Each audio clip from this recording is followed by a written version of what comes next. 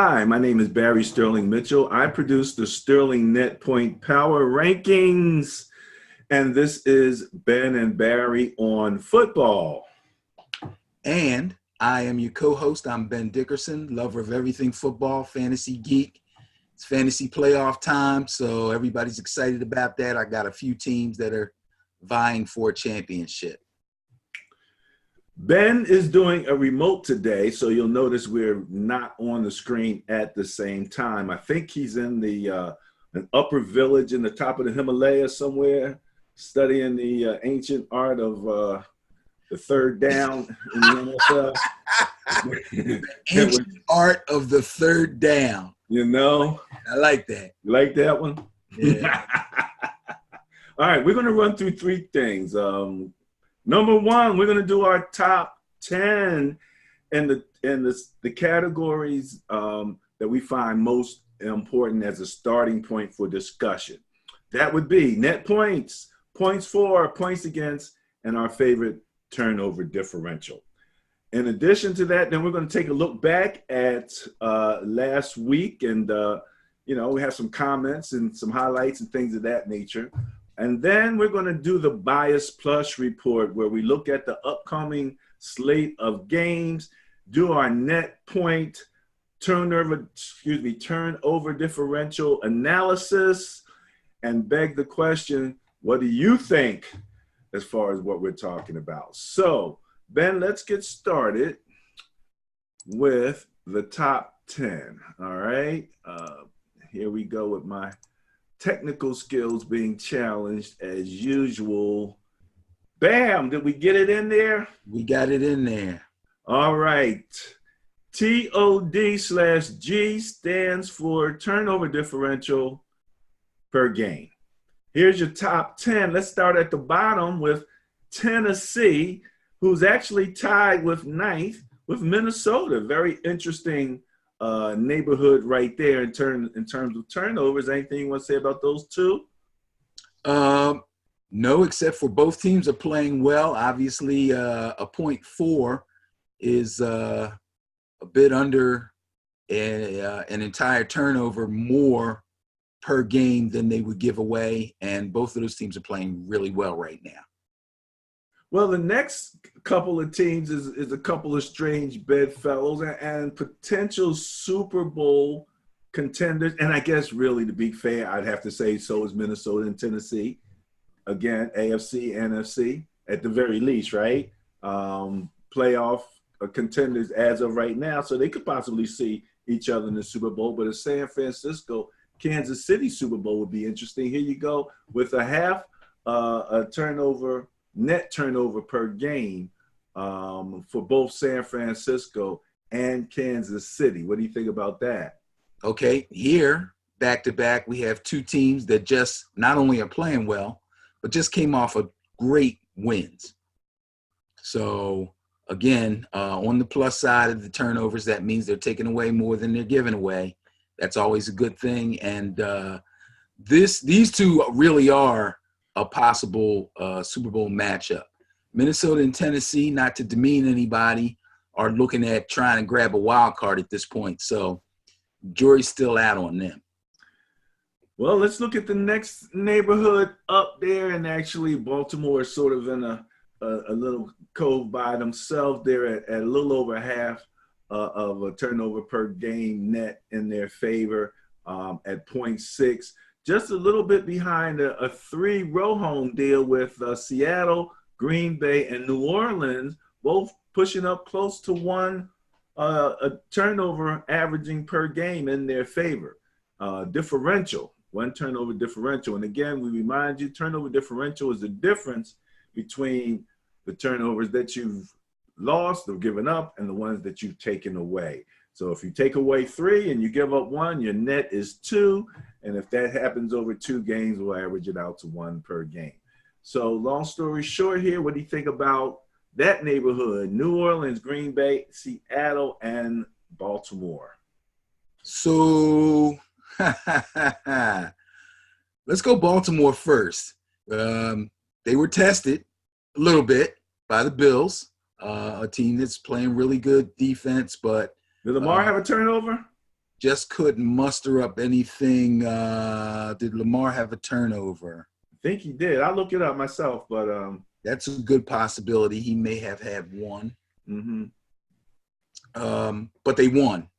Seattle, on the other hand, was looking great the week before. Then they go out to LA, and all of a sudden the Rams got their offense like completely back on track. Not part of the way back on track, completely back We're on going track. to talk about that last week's game and what's coming up because that's a division opponent, no doubt about it, man. Green Bay was a little lackluster also, but again, whether you score a lot and the game is a barn burner, or if it's tight, if you get more turnovers than you give away, then your chances of winning are increased. At the top of the scale, we have New Orleans. I think we basically talked about them. Pittsburgh still having fun taking the ball away from people. Yes. They are pretty good at that. That's And carrying them. and New England has been at the top all year. Not sure how they're trending in that, but they're still there at 1.5 turnovers per game. Taking a look here real quick, interception leaders, Stephon Gilmore and Joe Hayden both have 4 so far, and I think this is for the year. Minka Fitzpatrick got 5. So right there you got 2. What's that? 2 on Pittsburgh, right? Why do they still have? Yeah, all right, Pittsburgh. Marcus Peters got his, and Devin McCourty has 5. Both Minka, Marcus, and Devin all have 5 interceptions as of right now. So those are some of the people involved. Let's take a next look here, sir, at the next area that we like to talk about. And again, this is the area that wins championships. They say offense sells tickets, but defense wins championships. So let's look at the points being given up right now. On a per game basis, points against at 20.1, you have Denver. Surprising team, that Denver, aren't they? Yeah, they'd be a little bit better even if Von Miller's been having some trouble. He's been around for a little while. I wouldn't say he's over the hill yet, but he's been banged up. But yes, tough defense by Denver. Giving up just under 20 points, just 19. That's Tennessee, that's the Chargers, and that's Minnesota. They're in that 20-point range at number 7, 8, and 9. Defensively, anything on those? It's crazy that the Chargers are still in there. Tennessee has kind of been around on the good defense charts for a bit.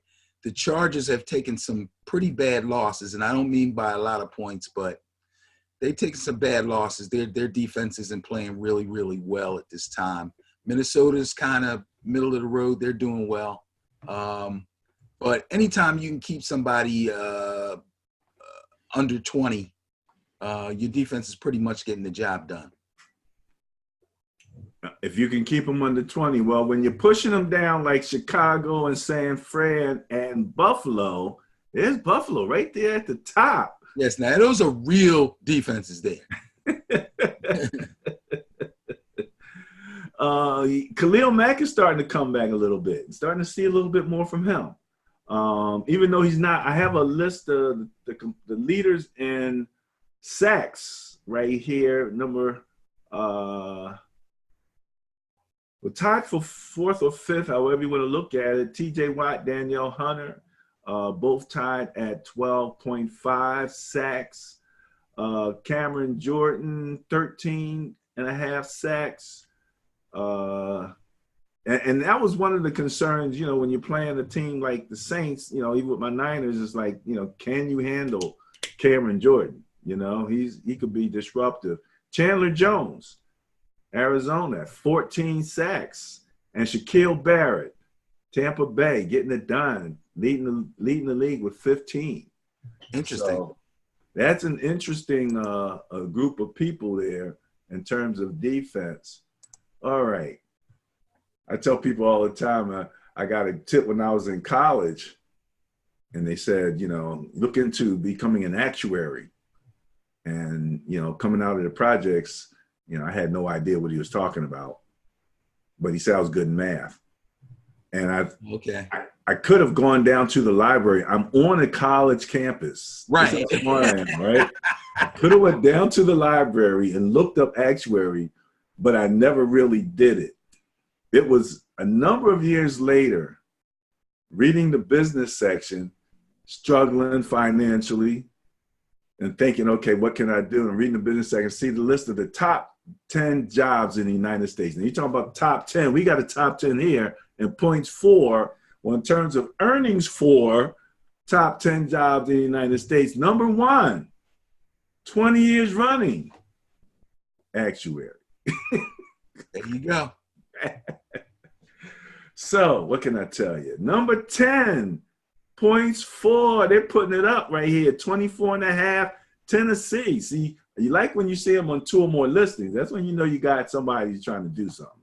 So, right, absolutely. So they're holding teams under 20 by average, and they're scoring 24.5 by average. That's a winning formula. That's a winning formula. We'll see what that nets out to. Dallas coming in number 9. Now, I'm a little surprised here because I think that Dallas is part of their problem. Oh, I'm sorry. This is points for. They weren't in top 10 of points against. So, No. This is one of the things. He's topping Dak. Is topping passing. They're getting all the scoring done. Everybody's looking at Dak saying, what's the problem? What's the problem? What's the problem? But as far as I can see, they should be looking at the defense going, what's the problem? What's the problem? What's the problem? Because at least he's giving them 25.7 points per game. Yeah, that's true. Dallas fans will say, why isn't it more? Well, you could say that, but even if you go up to number 1, it's not that much more. The number 1 scoring team in the league is scoring 33.1.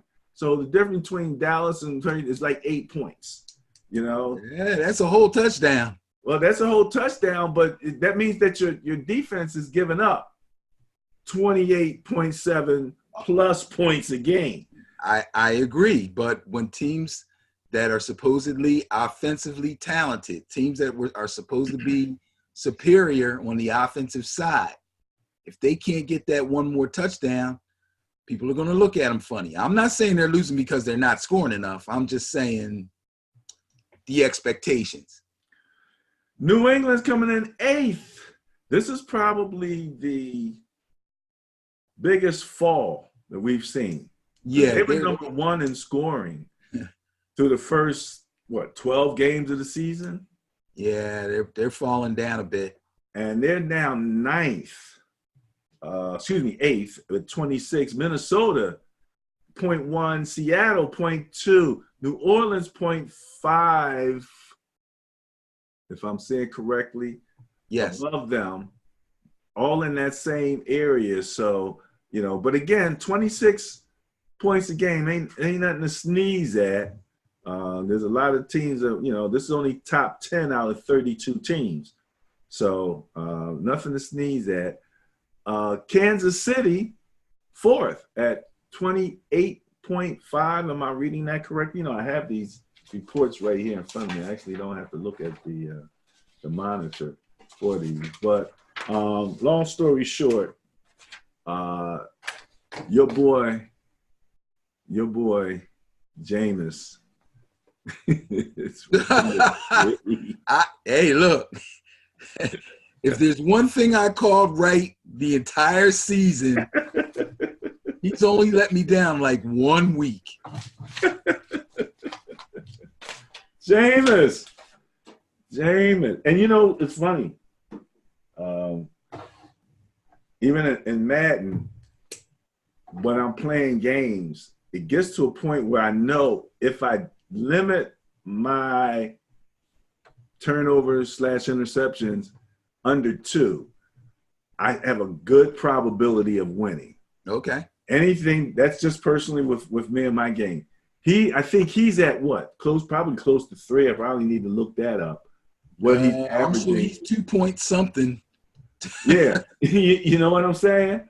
So if he can just get down maybe one turnover, but again, their defense. Let's see something. Points against Tampa Bay defense is ranked 31st. They're giving up 29.3 points per game. So he's giving them 20. What's that? 29.1. Yep. And they're giving up 29.3. Yep. So they're going to lose games. San Francisco's coming in number 2 at 30.5, and Baltimore coming in at 33.1 points per game from the quarterback that everybody wanted to make him a wide receiver.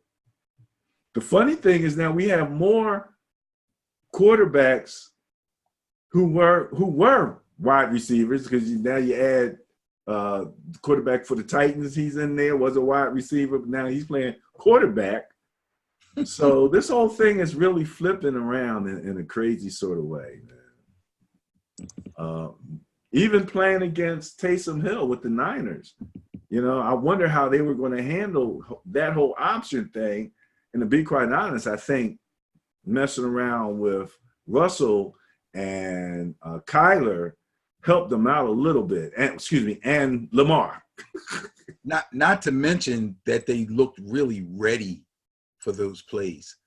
I think they probably, during game planning sessions, packaged up a bunch of things that they do with Taysom Hill and found some things to look at and study and be prepared for.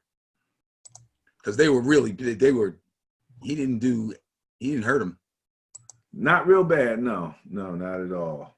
All right. So at the top of the hill, we always talk about net points. This is the Sterling Net Point Power Rankings. Here is your top 10 in net points. And as we tell people in one of the next sections in the Bias Plus report, where we compare the two, and the Bias Plus report, this is just what they've actually done to this particular point. You can take your projections, your forecasts, and go where you want to go from here, but at least you know. And while it is number one person is not guaranteed to win the Super Bowl, pretty much every team that you'll see in this section is seeded for the playoffs. Am I not correct there? And nobody You are correct. So that's one of the things about net points. You can look at all the seedings and all that stuff will change.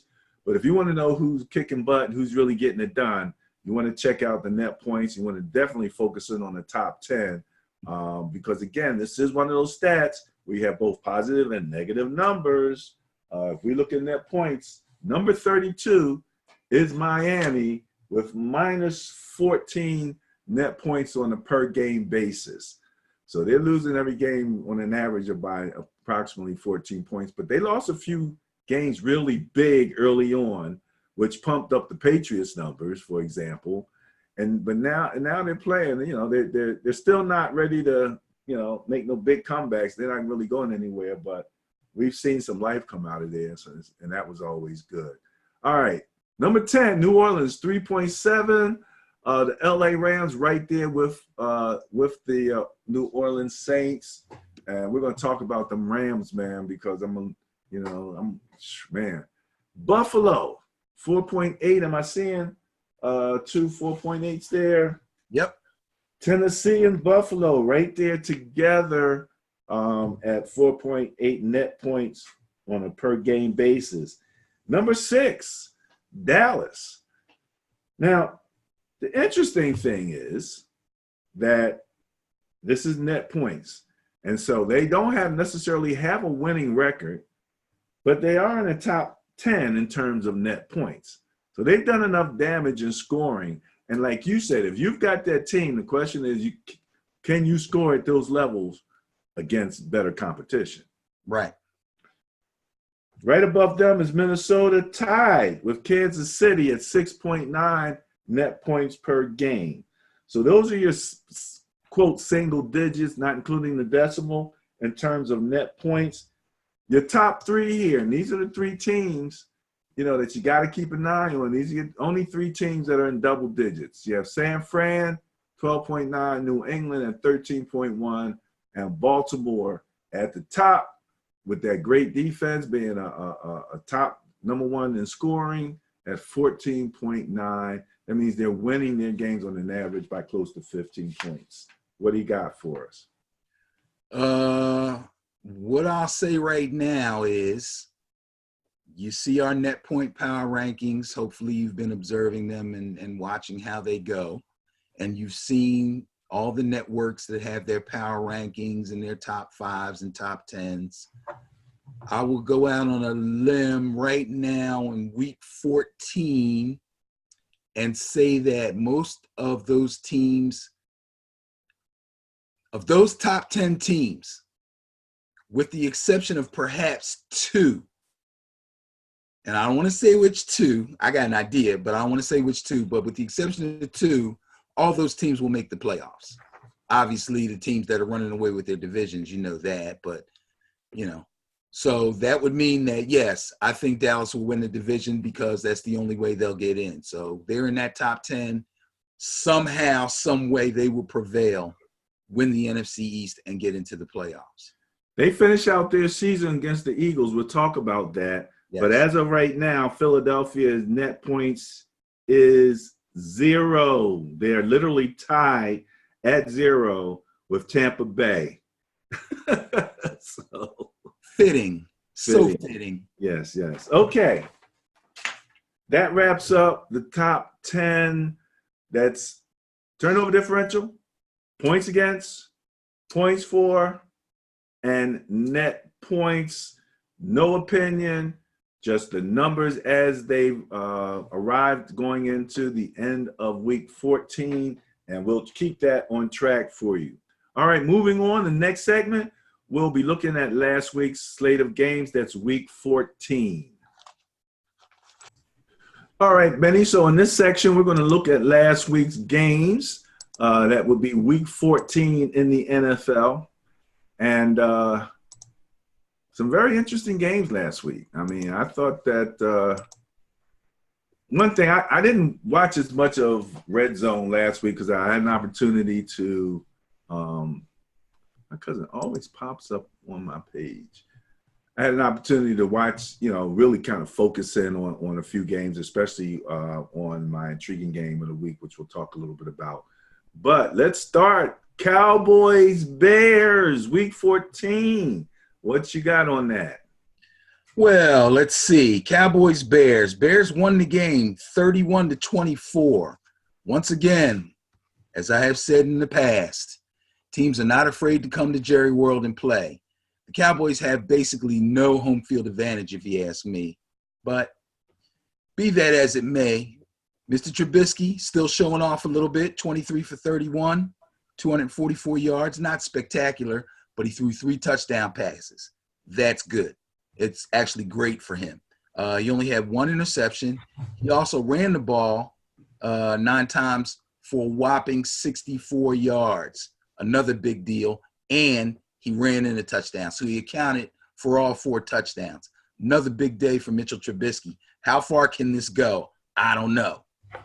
Dak Prescott, on the other hand, well, not very good. 27 for 49, 334 yards, only 1 touchdown pass. So you say, well, 334 yards, okay, he's still racking up that. Yeah, that's good for fantasy, not for real life. Those were game time, garbage time yardage. And let's face it, they were down 24-7 in the third quarter before they even started to show any signs of life. Zeke pretty much was held in check. In fact, he hasn't rushed for over 100 yards in his last 4 games. Another bad sign for Dallas after I just got finished saying I guarantee they'll make the playoffs. And I just want a quick shout out to Allen Robinson. If you got him in fantasy, you know how great he is. This guy's an absolute stud. For all the problems that Trubisky's had this year, Allen Robinson is really having a great year. Well, maybe Mitchell Trubisky heard me talking bad about him. He's like that damn other Mitchell there. I'm going to show Yeah, him. I don't think he liked your little term, the Trubiskying it up. And again, go back to last season. I actually have blogs that I wrote where I was complimenting him on his good play. So I've seen it before, and then it kind of went away, and now it's kind of looking like. And some of this is, I think, now whenever I see somebody like Trubisky start to run the ball a little bit, and we did talk about that last week. You know, I said, hey, get your first read, your second read, and then run. He, it didn't exactly go that way, but it's pretty close. And once he start that mobile quarterback thing, if your defense is not, if they're wired like for into that pocket passer rush thing, and they don't make that adjustment mentally, they'll find themselves biting on a lot of fakes and looking up and they didn't make that conversion to 11 on 11. And I'm seeing that across the league now. A lot of you guys are like, okay, it's that time. You need to run. So yeah, it's very interesting. Okay, what do we have up next? In the rotation, Falcons, Panthers. What do you got? As bad as the Falcons' record looks, their offense is still very potent. They won the game 40-20. It wasn't even that close. Carolina's lost their 5th game in a row. Kyle Allen, who people were kind of praising for stepping in for Cam Newton, has fallen on tough times. 2 interceptions. He lost a fumble. He did throw 1 touchdown pass and run 1 in, but that was also in garbage time. He got sacked 5 times by a Falcons defense that is poor, to be kind. Luckily for the Panthers, on the bright side, Christian McCaffrey somehow, some way, no matter how tough the competition and how lackluster the rest of the offense is, he keeps chugging along. Got 53 on the ground, 82 through the air. He's probably the best receiver on that team at this point. And people will say, oh, he's catching checkdowns. Yeah, but when he catches a check down, it's a 3-yard pass and then he runs for 15. So guess what? That's a big deal. I don't want to get into the Hey, Ben, I didn't look at the Bias Plus report on last week, right. but just looking at the rankings for week coming in at the end of week 14, Carolina defense is 27th. Atlanta's defense is 26th. Right. Offensively, and look, we're talking 27.7 versus 26.4. So that's 1.3 differential between those two teams in terms of the points they've given up. Offensively, Atlanta's 14, Carolina's 15, both at 23.1 points per game, even. Amazing. Even. Is that wild? Amazing. And you would think that would translate to a good game, but it didn't. Right. And you're finding, I think we're finding with some of these quarterbacks that have been in rotations now, we've seen them during the regular season. They come in, they have a little success. We all get real excited. Yeah. But by the 3rd, 4th game, defenses are focused a little bit more on them, and then they start to see some growing pains, and that's natural. I don't see anything wrong with that. That's what happened with the Jaguars, right? Right. What's his name? Minshew. Came in. Say it again. Minshew Magic came in, had some early success, and then they started catching up with him a little bit. Next thing you know, they put Nick Foles in there, and they realized that what they thought when they signed that guy, he was a real person, but then they found out that he was the actual statue from South Philly. They had just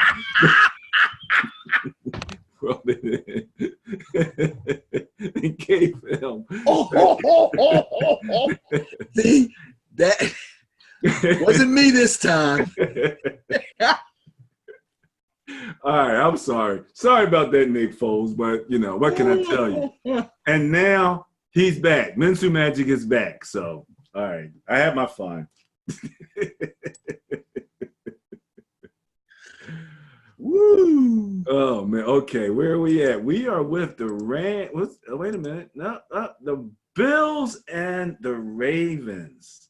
We were looking forward to this one too, weren't we? Yes, we were. Unfortunately, this was actually a good game. It was a fun game to watch. I, like everyone else, probably expected the Ravens to win.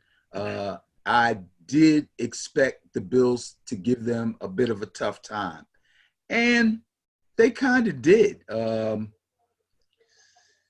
They ran the ball. The Ravens ran the ball pretty well. I'm not going to say that the Bills defense put a lid on Lamar, but I don't know. He didn't go crazy on him. Now, again, and kudos to him, he threw 3 touchdown passes. Now, remember when we were back talking about looking at the power rankings and talking about, this offense puts up 24 points, 3 touchdowns a game or whatever. Okay. This guy's cranking out TD passes like crazy, a guy that people were saying can't really throw.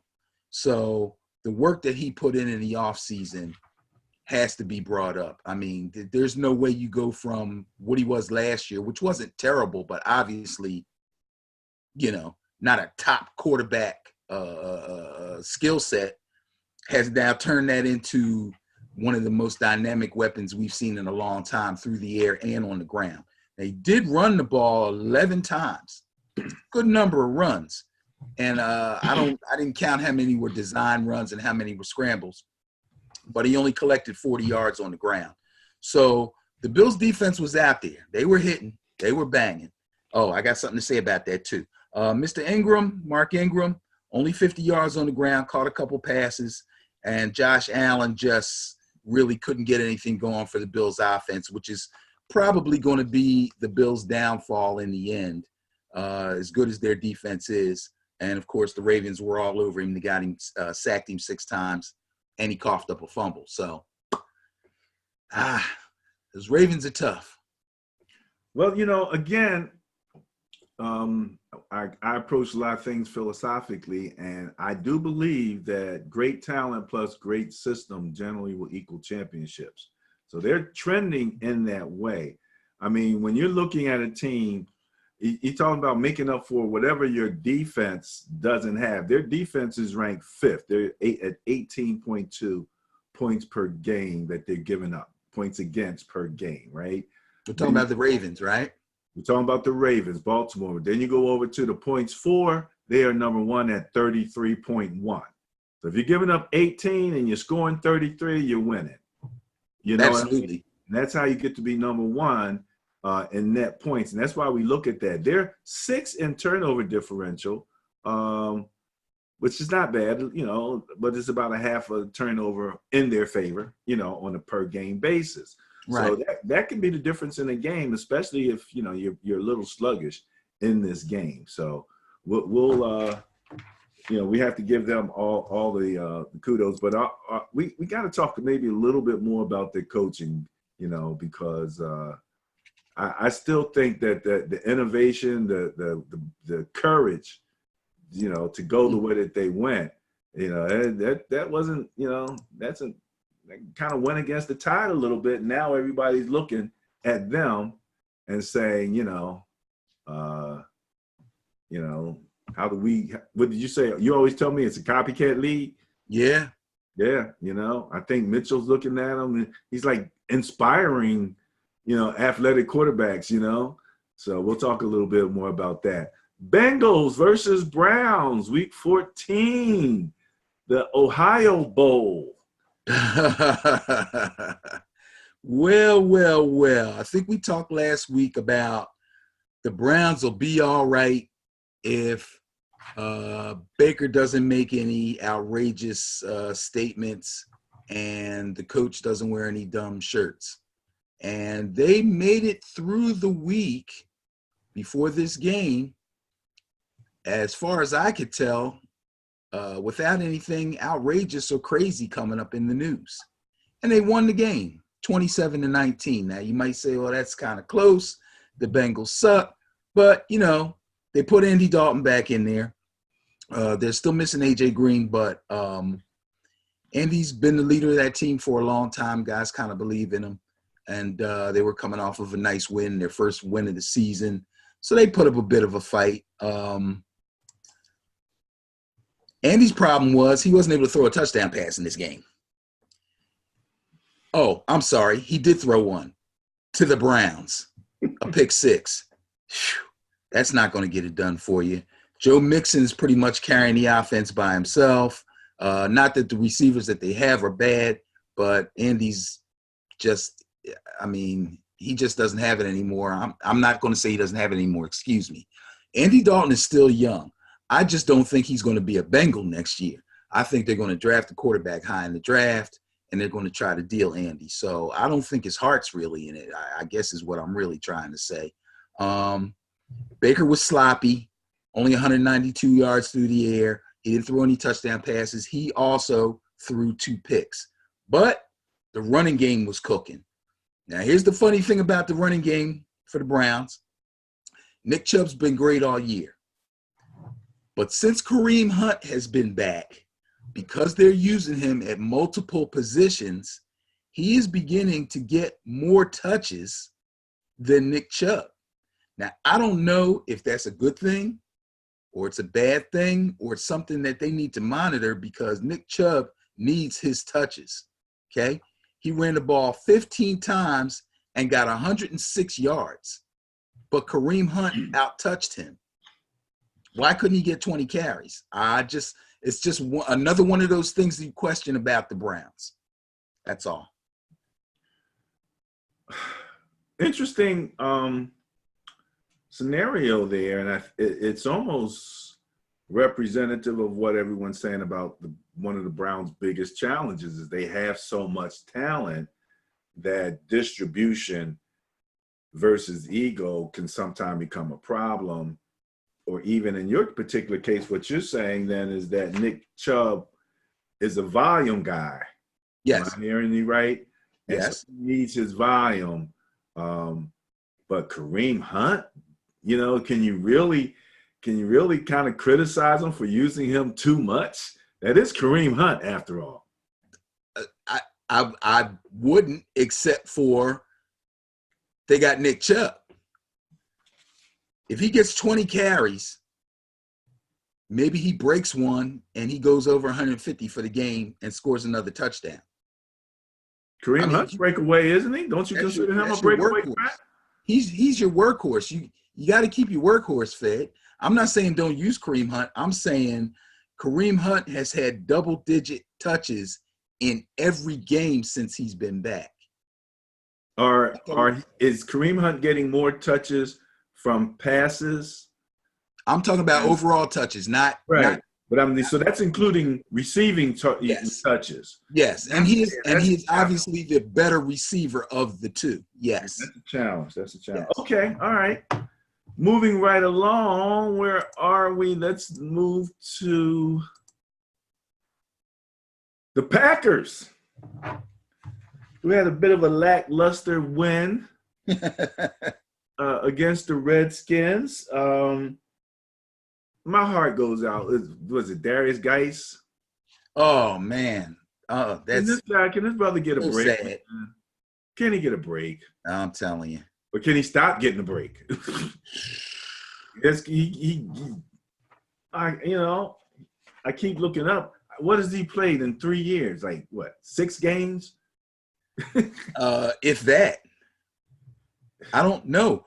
Last year he didn't play in any games. I think he got hurt in the preseason. Right. That's what I'm saying. The only games he's got are the ones he just played in, which was what, 2, 3? And he looked great. Yeah, he looked good. He looked good definitely. He looked good.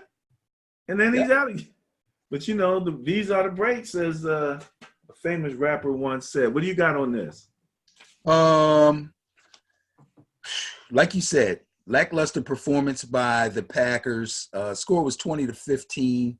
Again, you know, when you're looking at these teams like Washington and Miami, you don't expect much from them. Fans go in thinking, okay, we got a big blowout win here. This is going to be fun. And then Aaron Rodgers goes out, throws for 195 yards and 1 touchdown. He gets sacked 4 times and loses a fumble. Not good. But they got the win. You got to beat the teams you're supposed to beat. That's what they did. I have nothing good to say about Washington, so we can move on to the next game. Nothing good to say about Washington. No, but I could say something bad, but I'm trying to save us 5 minutes. Lions, Vikings. What do you got? I'm really liking the Vikings right now. I really am. Yeah, I'm really liking the Vikings right now. Also, Adam Thielen practiced today, I believe, in full. So that just about, without a setback, guarantees him to play this week. So if you got him in fantasy and he's been sitting on your bench, you can fire him up. I don't know how much, if he's going to be on a pitch count or not. Cousins has been efficient. Just overall, the Vikings are playing well. They really have their sights set on a playoff spot, and there's a good chance they'll get it. There's a good chance they'll get it. I can't say anything about the Lions. Like, they've fallen on hard times. David Blau is just trying to keep a job at this point, and their defense is just in tatters. It's awful. So good win for the Vikings. Always nice to beat a division foe, even if they're not good. And they're trying to stack the wins and grab that playoff spot. All right. Yeah, you said about their defense. That's coming in 24th in the league. So they're just below Cincinnati.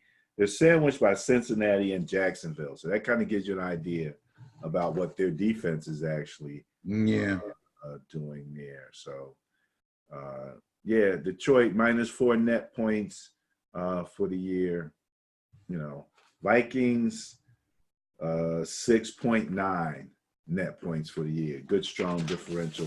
And that was a good game for the Vikings. You know, you really do have to acknowledge that they're playing well right now. So nothing is bad to say about that. All right. This game is bananas. That's what the guy said. At some point with watching the Niners and the Saints. Kittle is a beast, and they're cooking up stuff. There's 2 very innovative offensive minds going at it there, and 2 somewhat parallel or equal defensive minds going on there. Both very physical teams in their approach to the game, you know. And you know, what can I tell you? What do you got on that? Well, Mr. Jimmy Garoppolo had a stellar day. Stellar day. He did throw 1 interception, but he put up 35 passes, completed 26 of them, 349 yards. That's big time yardage, and he threw for 4, count them, 4 touchdowns. That's a big day for Jimmy G. His receivers came through for him: Kendrick Bourne, Emmanuel Sanders, and one of the guys that's turning into one of my favorite receivers, Deebo Samuel. But it all came down to the best angry run in my book this season. Really? George Kittle, that's the best he got. It took 3 guys to bring him down. He carried 2 of them for a little bit. The 3rd guy just leaped and jumped on his back and grabbed him by the head. They pulled his face mask. He got a free 15 on that, didn't he? Man, he got a free. That was 15. One heck of a run, bro. That was a great. That was nice. It was good to see Breida back, even if it was short for a short period. His speed is startling to teams. He breaks off on them, and they're like, "Oh, wait a minute," you know, with that.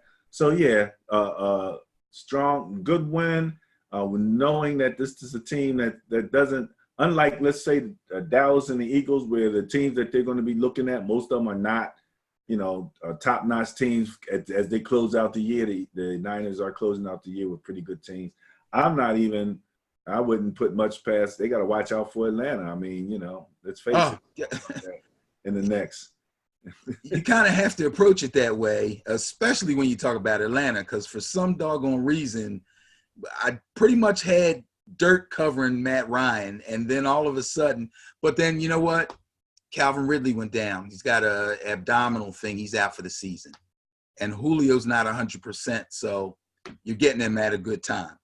Could be, unless they come out of the woodwork with a player that nobody heard of, and all of a sudden he's running. We'll talk about that Eagle game later, and they kind of did that. But let's talk about the Dolphins and the Jets. So we had some drama. Do we have to? We can at least talk about the drama, unless you don't want to talk even about that with Le'Veon. With him supposedly had the flu, and then he was out bowling. Yeah, didn't the Sixers go through something like this back in the day? They got the big man, what was his doggone name, from the Lakers? And he supposedly had this knee injury, and they caught him on video calypso dancing. And then he was out bowling also with this supposedly raggedy knee that he could barely walk on, but he's out bowling. You guys are ridiculous. Le'Veon does not want to be there anymore. I'm sure of it. He's going to finagle his way out of there. Watch. Well, his coach, he's when asked if Le'Veon was going to be disciplined, he said, "Discipline for what?" So there you go. Anyway, how about this one? Colts, Bucks. Who was favored on this on the net point last week? I forget. I'll tell you in a second. The Colts were favored. Bias plus was 14. I took the Bucks. I got a win. Jameis didn't let me down. Look, if you're putting up all of them points at some particular point, unless you have something else on that you want to say, we can move to the next one. Just that, I like to give out my little kudos. Kudos to Jameis Winston for doing what he's doing. The man has a broken thumb. I just found out today he's been playing with it for about 2 weeks now. Oh, yeah. And he's still going to start this week. So, go ahead, bro. Like I said, one less INT per game, and the whole complexion of their games could probably turn around. If with just one. Don't go two. If he goes two, he's dangerous. Now all of a sudden, people are scared of him, for real. Yeah, I would venture to guess, I can't pick them right off the top of my head, but I would venture to guess that they had close enough games where if he had thrown no interceptions or probably maybe just one, it would have translated to like 2 more wins. They are 28th in turnover differential at -0.8. So that's about -1. So I was saying 1 off the top of my head.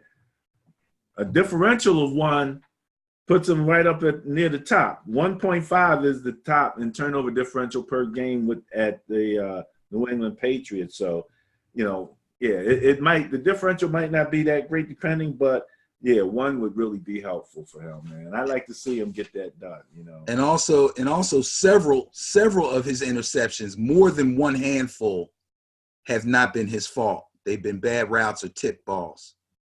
That's a part of it. Okay, Broncos. Man, I thought the Texans was ready to do something, man. What happened? What had happened? That ugly defense showed up again. That ugly secondary. And they got pillaged by Drew Lock in his second NFL game. Drew Lock, I am proclaiming, is the future of the Denver Broncos. Drew Lock to have to wait until the second round of the draft to get drafted is going to prove himself to be a very good, not necessarily great, but a very good NFL quarterback. I really like him. I like the way he throws the ball. I like his pocket presence. He doesn't seem to be shook in any manner of speaking. He looks really comfortable out there. Drew Lock, we've been talking about him and talking about him. Waiting for him and waiting for him. And he comes in and, okay, fantastic. We've been talking about a sea change, a changeover in the NFL, you know, going from the statues to the more mobile quarterbacks. Speaking of statues,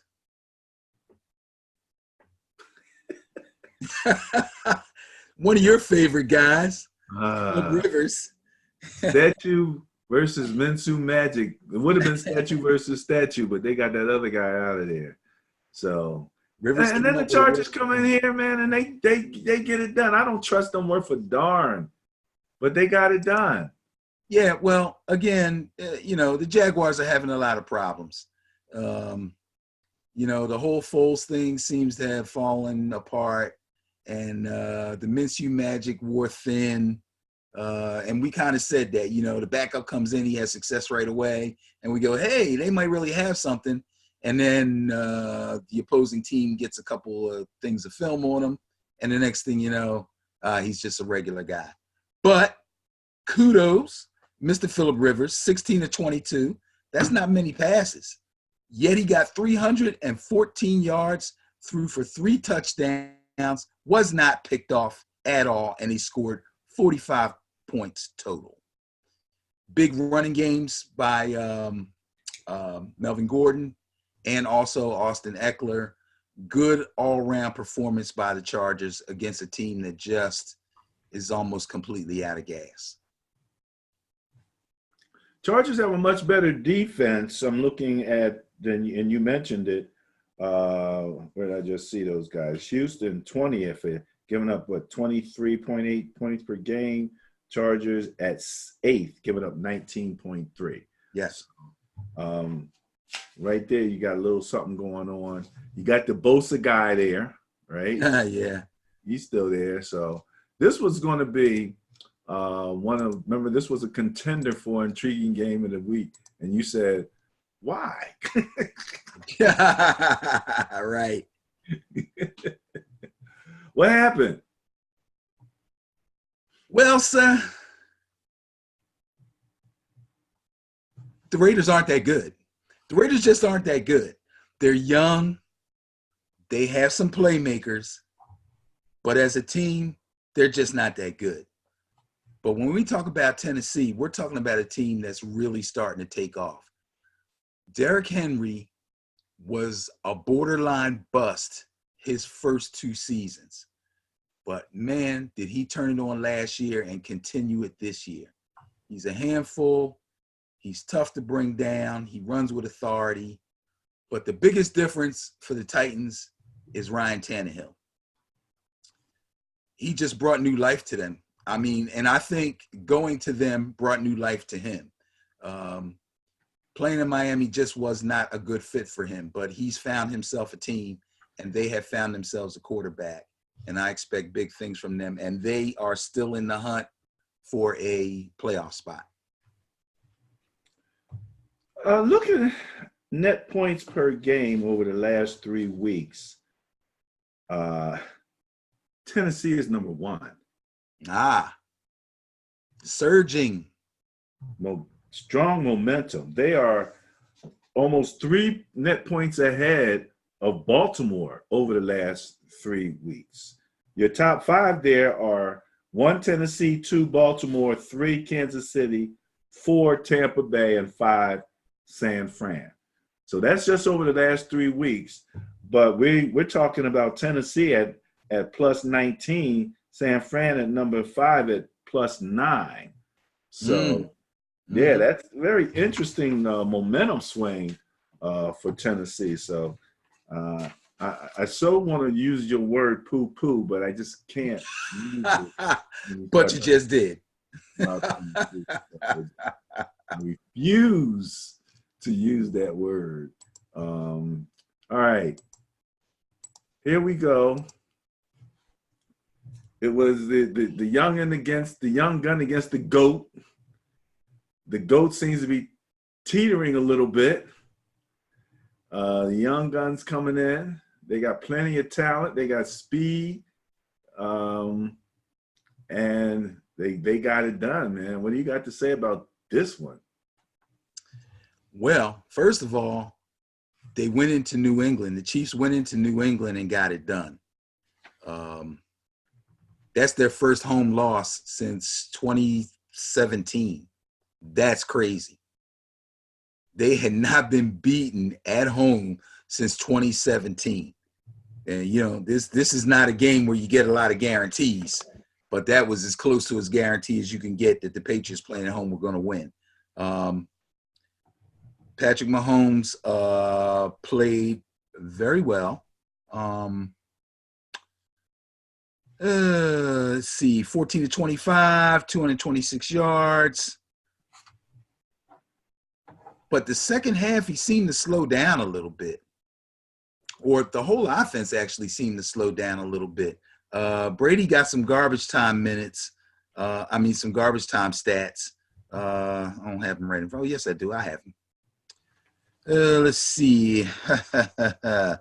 42 years old. Why did I think he was 44? I don't understand. But anyway. Play till he's 45, I think he said, right? Yeah, he said he's going to play till he's 45. So he's 42 he's out now. next year. Maybe he just had, he got 1 year, so he must be 44. Yeah. Be here next year. So lackluster game for the GOAT. 19 to 36, 169 yards, 1 touchdown. He also threw an interception. He did run for 20 yards. He had a couple of nice slides. He was striding along there for a hot minute, man. Yeah, you know what? I don't know who's slower, him or Eli Manning. Those dudes are slow. You ever see Eli Manning run? The opportunities to see it were probably far and few. Yeah, I have to go back and think about it. Like, if you ever see that guy run, man, he is slow. Man, I think we've talked about it because their dad was always one of my favorite quarterbacks to watch. Archie could How fly. could you be one of the greatest running quarterbacks of all time and have two of the slowest sons, both top-notch quarterbacks? I think Archie basically trained running out of them. He didn't want them to run. I think he's like, no, stay in that pocket. But Dad, I want to run. Can we race? No. Don't race. Well, I don't know if it was like no, but I think they never worked on it because I believe that he believed that they were both going to be better passers than him.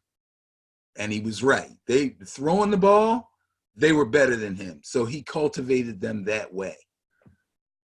Hey, look, that's what the parent wants the kids. But I'll say this much about New England. We were talking about how Kansas City over the last 3 weeks is third in net points per game at 15.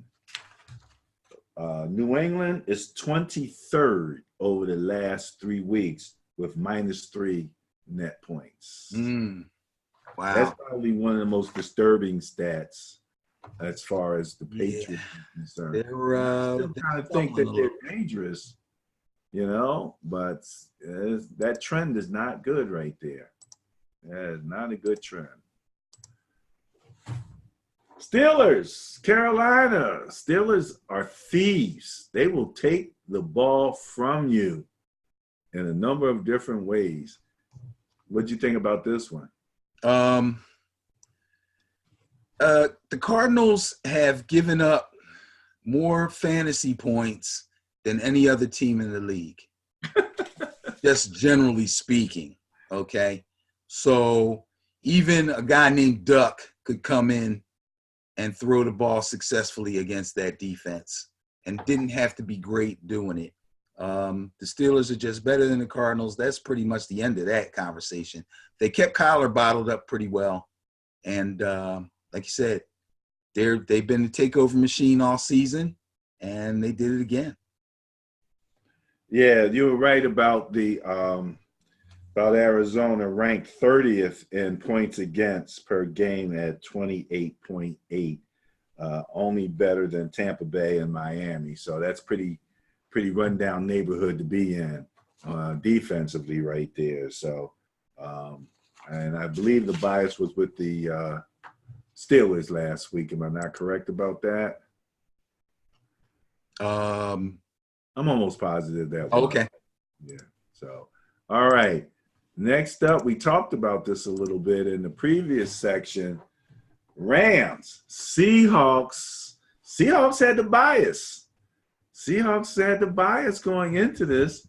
The Rams looked sharp in what they were doing, and their receiving core versus that secondary slash linebacker crew of the Seahawks, they were winning. Every time I looked up, they were winning.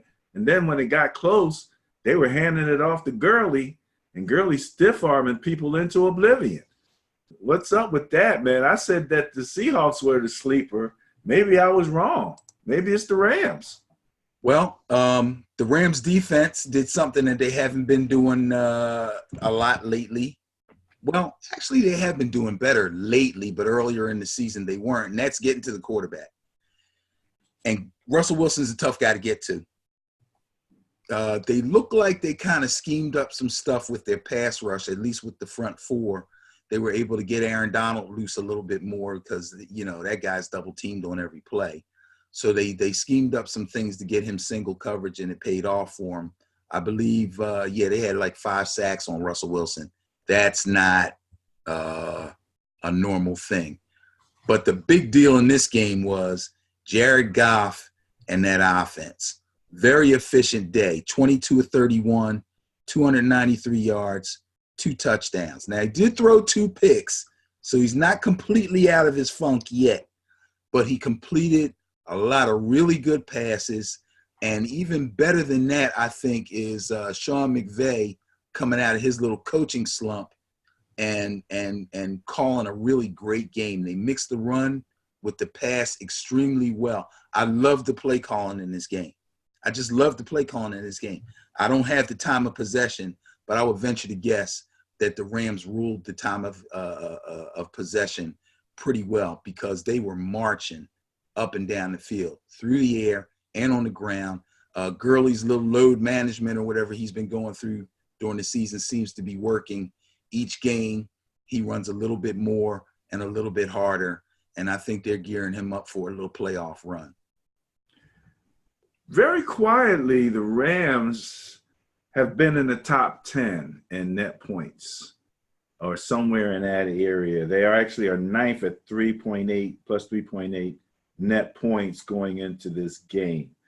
The Seattle net points or better points against is actually ranked 22nd.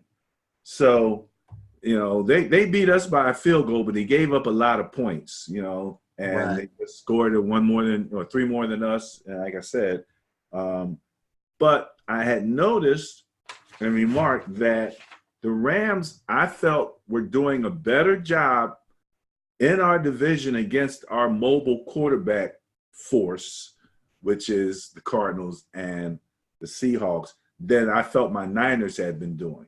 Some of that, I think, is Aaron Donald, who is commanding not just double teams now. From what I understand, he's commanding triple teams also. And he's still getting pressure up the middle. And if you got a guy that can put pressure up the middle on a mobile quarterback and have your ends actually contain and press in a contained way, collapse that pocket, that's what they were doing, getting to Russell. And I didn't mention when we were talking about my Niners, my beloved Niners, I am a little concerned at the number of sacks that Garoppolo took in that game. But, he did have a great day overall. Okay. Who is up next? I think was that it? I think. No, you forgot the Giants-Eagles game. The Monday night game. The Monday night game. Well, let me say this much. Yes, I did forget it. And because it was the Monday night game, I forgot to put it in. But strangely enough, before I put any of this information in, I had already put in an article, and I'm going to share it here, and you can use this to kind of jump off into talking about the Eagle Giants game.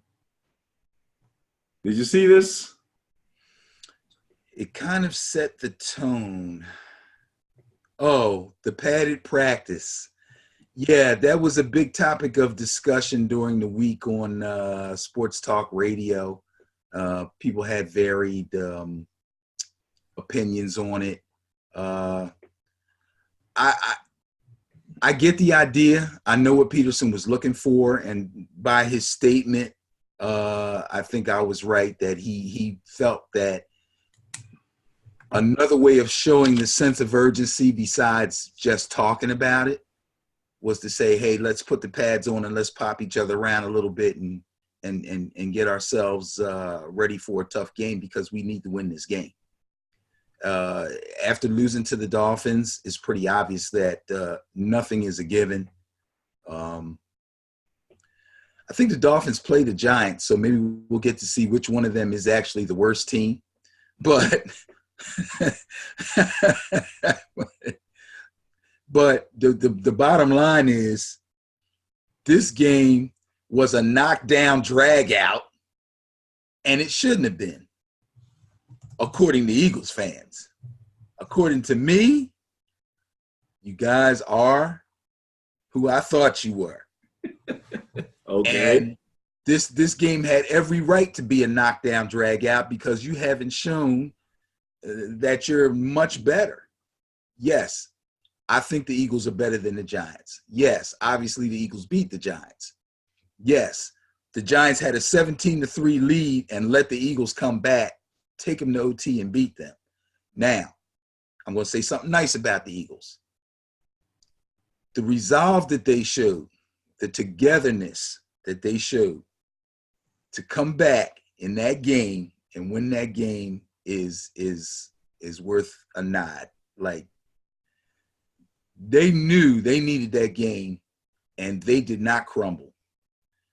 Now, people are talking about, how can you come into the game with only 3 healthy wideouts and one of them is sucking down IVs because he's cramping up and, all this other stuff. But they pulled their selves together and they won the game. So this isn't even it was the Giants. I mean, they were on the ropes with one foot hanging out. And they got themselves together and they came back and won that game. So I got to give it to them.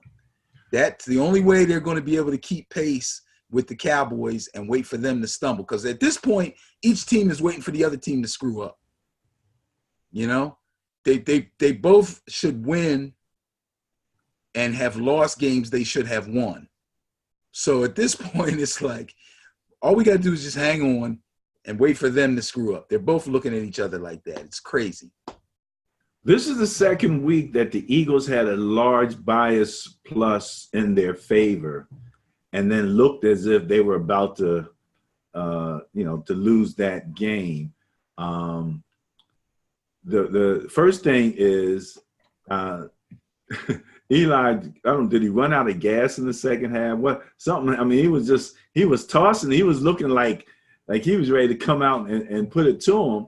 And then one thing is I think the Eagles changed their defense after the halftime and they played them a little closer. The windows got a little. They started pressing and they played more man because Slayton and Shepard were shredding the zone like crazy, which is what a lot of teams have been doing to them. But neither one of those guys is a speedster, so they were able to man up on them. They still got burnt for 2 long touchdowns,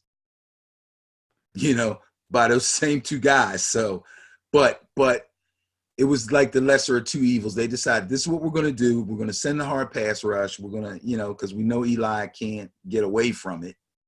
And we're going to try to lock these guys up and see what happens. They had Barkley under control. Now, 2 things I'll say, and then I'll be done with this one. Number one, I don't think that Saquon Barkley is 100%. I don't think he's been 100%. He just is not running. He just doesn't look right to me. That's my personal opinion. The other thing is, when we get to talking about what we call it, Black Monday. Right, with the Yeah, coach. you could put Pat Shermer's name up there near the top. Oh, uh-oh. All right. Yeah, I'm You done with heard it that. here first here on Ben and Baron Football. I'm Put done with that Coach guy. Shermer's name right there at the top. Put it up there. Well, we were talking about some of the surprises, and somewhere along the line, the coach for the Eagles, Doug Peterson, obviously has a laboratory because he developed a mini-me of Sproles and unleashed it on your Giants. Oh, the dude Boston. And I'm like, wait a minute. What's his name? Boston Scott? Or Something Scott like Boston. that.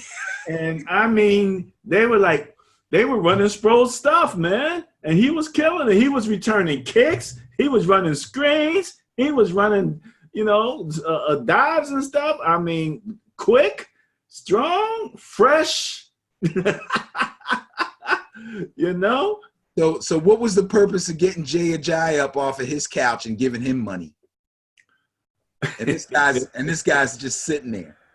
They obviously didn't believe completely in him until they had to, and then they were like, well, we saw him because he's coming off the practice squad. That's right. So they had him there all along. Right. So they've been seeing him. To the point they thought they had Sproles too, but then Sproles got hurt again. So that was interesting. I think we talked about this before, but I'll mention again as far as Wentz is concerned. How tall is Wentz? 6'5", I believe. How does he get to duck underneath people the way he does? Oh, that was an awesome play. That was awesome. Get up underneath people, and he's 6'5". The guy has really good athleticism. He disappointed me on the one play where he looked like he was going to take off and run, ran up to the line of scrimmage, and then try to throw the ball. But I understand they're probably telling him not to do that because they don't want him to get hurt again. But he's quite an athlete. He really is. Amazing. And then lastly, what did you think about the defense not covering the tight end in overtime on that score? Did they not cover him, or did he shake the bejesus out of the guy? Well, he was so wide open, and he's the number one scoring threat. And in the red zone, I'm thinking you're doubling, you're shading, you're doing something to take him away. And then if somebody else is going to beat you like Boston Scott or somebody like that, okay. But you know who Carson likes to go to. Everybody knows. You're in the red zone. He's the only sure thing they got. You have to double him. But, it's the Giants, man. I don't know. I can't. But I tell you what, they did have somebody on him. He double moved him. He ran a slant, and he came back out. Good move. He runs good routes. I mean, he's, no doubt. No doubt. So he's an all-star. Okay. That wraps up the review of Week 14. Next up is the Bias Plus Report, also known as the Matchup Show. Okay, so we're going to take a look at the Bias Plus Report, where you can find that would be the Sterling Net Point Power Ranking site on Facebook at Sterling NPPR. Ben, we have them all right here. Let's go top to bottom. So kicking off, I think this is the Thursday night game. We have the New York Jets versus the Baltimore Ravens. Bias Plus favors the Baltimore Ravens by 21.7 average net points per game. That's pretty big. That's your 3 touchdowns right there that we were talking about. Before I get started on this, yes, I am taking the Ravens. Yes, I would not hesitate to take the Ravens. I just want to mention anybody who's worried about Lamar Jackson's injury, he practiced in full today, and he looked good. He had limited practice yesterday, and they said he looked good in the limited practice. So today he went full.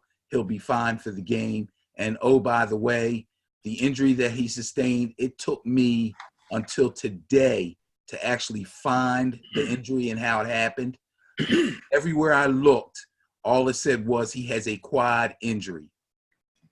Not a quad strain, not a bruise, not a contusion, a quad injury. It was almost like nobody knew how it happened. But I found out how it happened, and it happened in the pocket. Ain't that something? Ain't that something? Hit in the pocket, eh? Got hit in the pocket, threw a beautiful pass to Hayden Hurst that ran it in for a touchdown. It was a beautiful, it was a frozen rope. It was nice. Awesome. But he took a shot in the quad, but he's fine. So you're going with the bias on this one? Yes, sir. Minnesota Vikings at the LA Chargers. Minnesota Vikings are favored by a bias plus score. Oh, wait a minute. I went all the way to the bottom. Yeah, I was going to say we're a little out of order. Yeah, let's go back up to the tops where you got the New England Patriots and the Cincinnati Bengals. Patriots have the largest bias plus score of the weekend at 25.2, favoring the Patriots. Okay, nothing much to see as here. bad as we talked about the Patriots relative to them over the last 3 games having a negative net point status, can they kind of, you know, get things at least going back in the right direction with the Bengals there? Absolutely, no doubt about it. They'll get it right. They had a little rough patch. They'll be fine. This game, the Bengals won't put up much resistance at all. Bengals won't put up much resistance. Tampa Bay Bucks versus the Detroit Lions. Tampa Bay is favored. Go ahead, Tampa Bay, only by 2.9 bias plus score. But favored is favored. They actually have the same bias plus in their favor as the Bears and the Packers. So let's just look at both of those teams. What do you think about them? Well, first of all, who you got in those cases? Well, I'm going to stick with the Bucks. I'm going to stick with Jameis. As long as he doesn't have a setback with his broken thumb, he should be able to throw the ball all over the Lions secondary. No big deal. They might even be able to get some rush yards out of some of those couple of, I was going to say something bad. They're running backs. They should get a little something out of their running backs. But I don't think Jameis will have any trouble shredding the Lions secondary. As far as the Bears and the Packers are concerned, that was the next game. Yep. And who's got the bias? Packers, right? Packers, same Packers amount as the Bucks, 2.9 bias plus score. Okay. So after the first 3 games being something that I didn't even have to hardly think about, this one is a little scary. The Packers maybe they need a padded practice this week. They looked sloppy last week, and the Bears looked good. And this is a potential intriguing game of the week for me. I looked at this. I'm not surprised. This game is going to be intriguing. The Bears are feeling really, really good about themselves. And the Packers, although they've been playing defense pretty well this season, they've had their ups and downs. I hope that they're ready for Mr. Trubisky because he's coming in there with a lot of confidence. He's throwing the ball pretty well. Allen Robinson is going to be a tough cover for whoever has to cover him. And they're finally cranking up the rookie running back a little bit. I really think he should be getting more carries, but David Montgomery's a good back. He's going to be a good back, but they got to use him. So I really, really kind of would like to see the Bears win this game, but I'm going to go with the bias, and I'm going to take the Packers. All right. 4.7 bias plus score favoring the Titans in their contest hosting the Houston Texans. So you have the Houston Texans, Tennessee Titans. 4.7 bias plus score favors the Titans. Who you got? I'm taking the Titans. They're the hot team. The Texans are the cold team. The Texans defense is weak, and I mean weak. And the only way they can win is if Deshaun comes out super hot and just outscores these guys. And with Will Fuller hurt with a hamstring, that's going to be tough. Kenny Stills is a good receiver, but he doesn't have the kind of speed that Will Fuller has. And you can only throw the ball to Hopkins but so many times. I mean, they have a mediocre running game at best. The Titans will probably control the clock, and Tannehill will probably throw for at least 2 touchdowns over the top. And Derrick Henry will probably have a couple of stiff arm touchdowns, and the Titans should win that game. Ben, if we did just the last 3 weeks, bias plus, between these 2 teams, just the last 3 weeks, it would be a bias plus score of 22 favoring the Tennessee Titans. Wow, there you go. See, they're the hot team. They're 19. Again, we talked about them in first place over the last 3 weeks in net points. And the Houston Texans are 20th at minus 1.7. Right. You know, I don't know what's going on with, well, you talked about their defense, but man, it's like they ran out of juice after they beat the Patriots. They used up all their good stuff or something. Yeah. All right. Speaking of good stuff, Broncos have found some good stuff. They are going to have to go into Arrowhead with their rookie quarterback and see what they can do with the third hottest team in terms of net points over the last 3 weeks.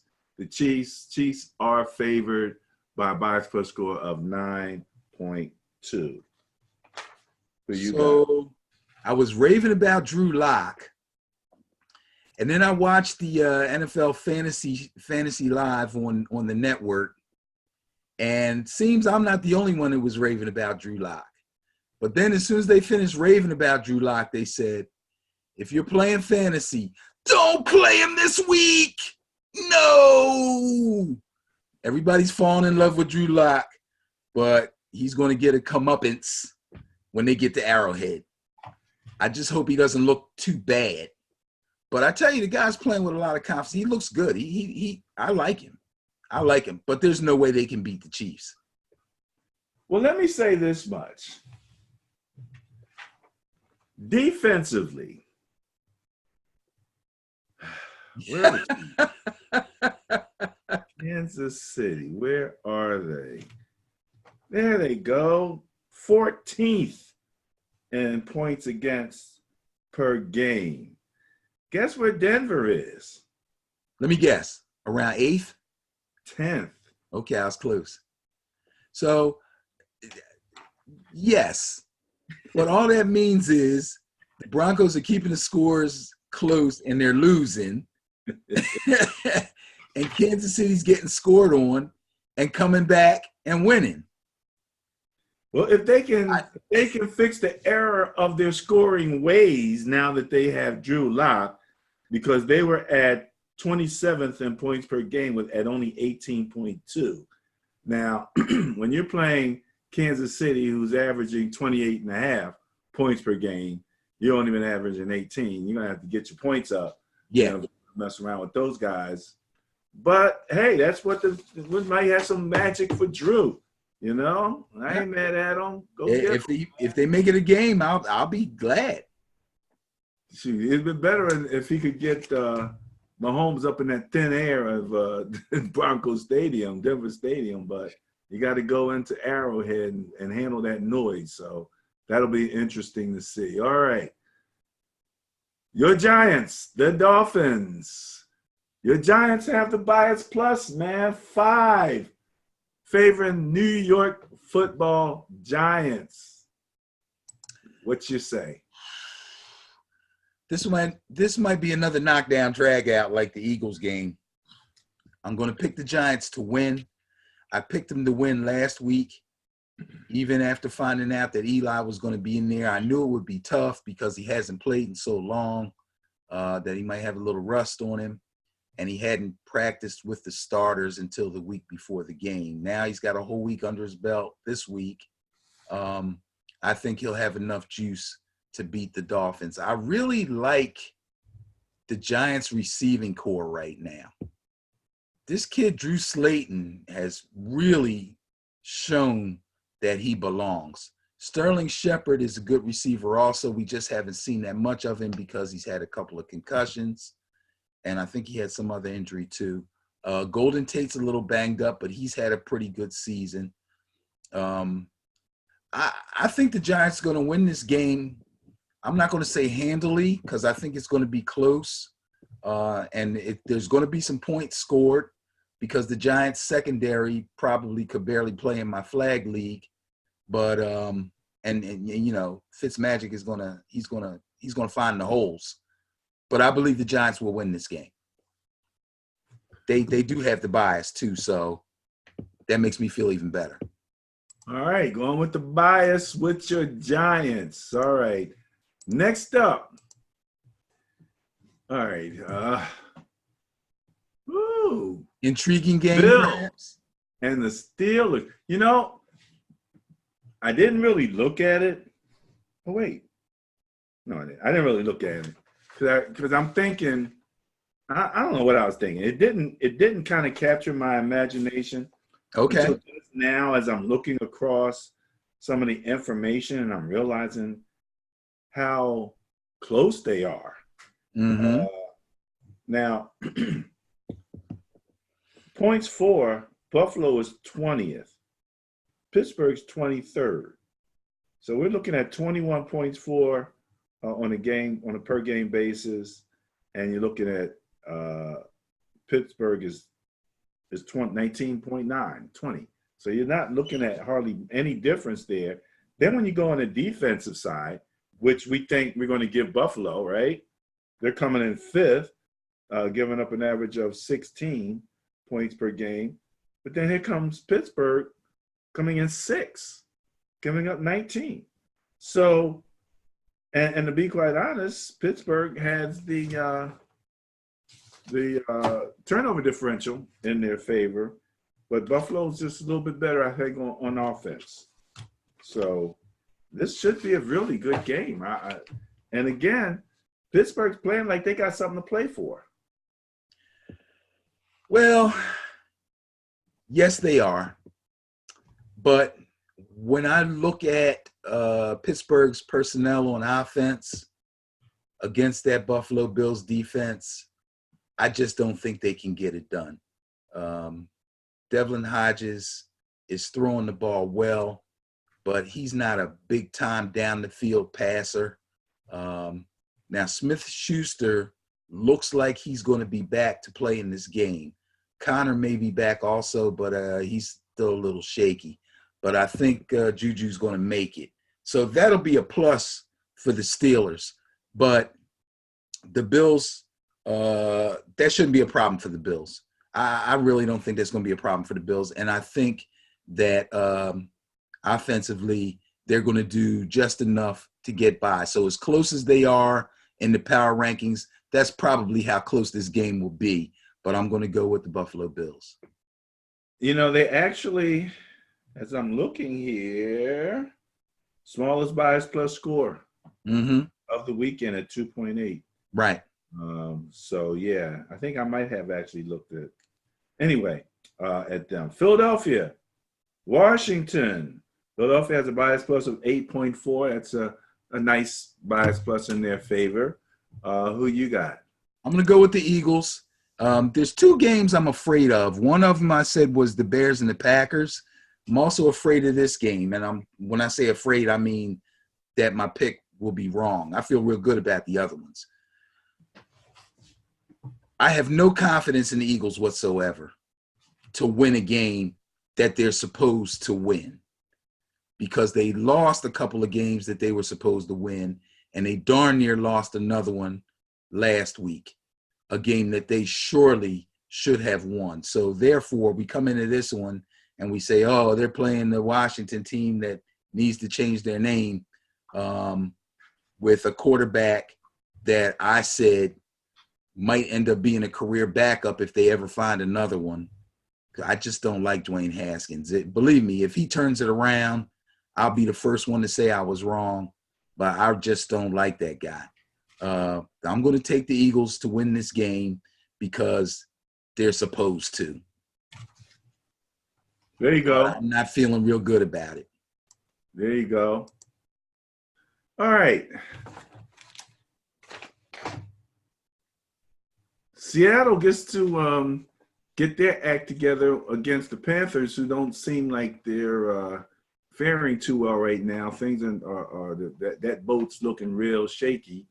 I understand that Cam's surgery was successful, Good. so they're not one of those teams like the Jaguars that can make a change and decide, okay, we're going to sit down the starter or anything like that. He's down. They got who they got, and they're going to have to work it out from there. But their defense looks a little shaky. Seattle's favored with a bias plus of 7.4. Okay. So I like Seattle. I like them to go into Carolina and win that game.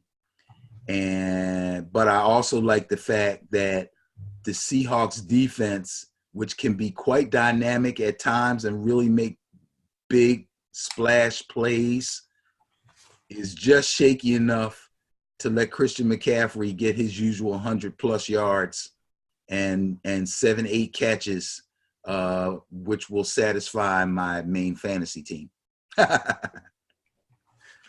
Okay, that I can see that. And as a matter of fact, just looking at the last 3 games for Carolina, they are ranked 29th net points over the last 3 games on average, with minus 10.3. Yeah, it's there's going to be a lot of changes down there. A lot. They already fired the coach.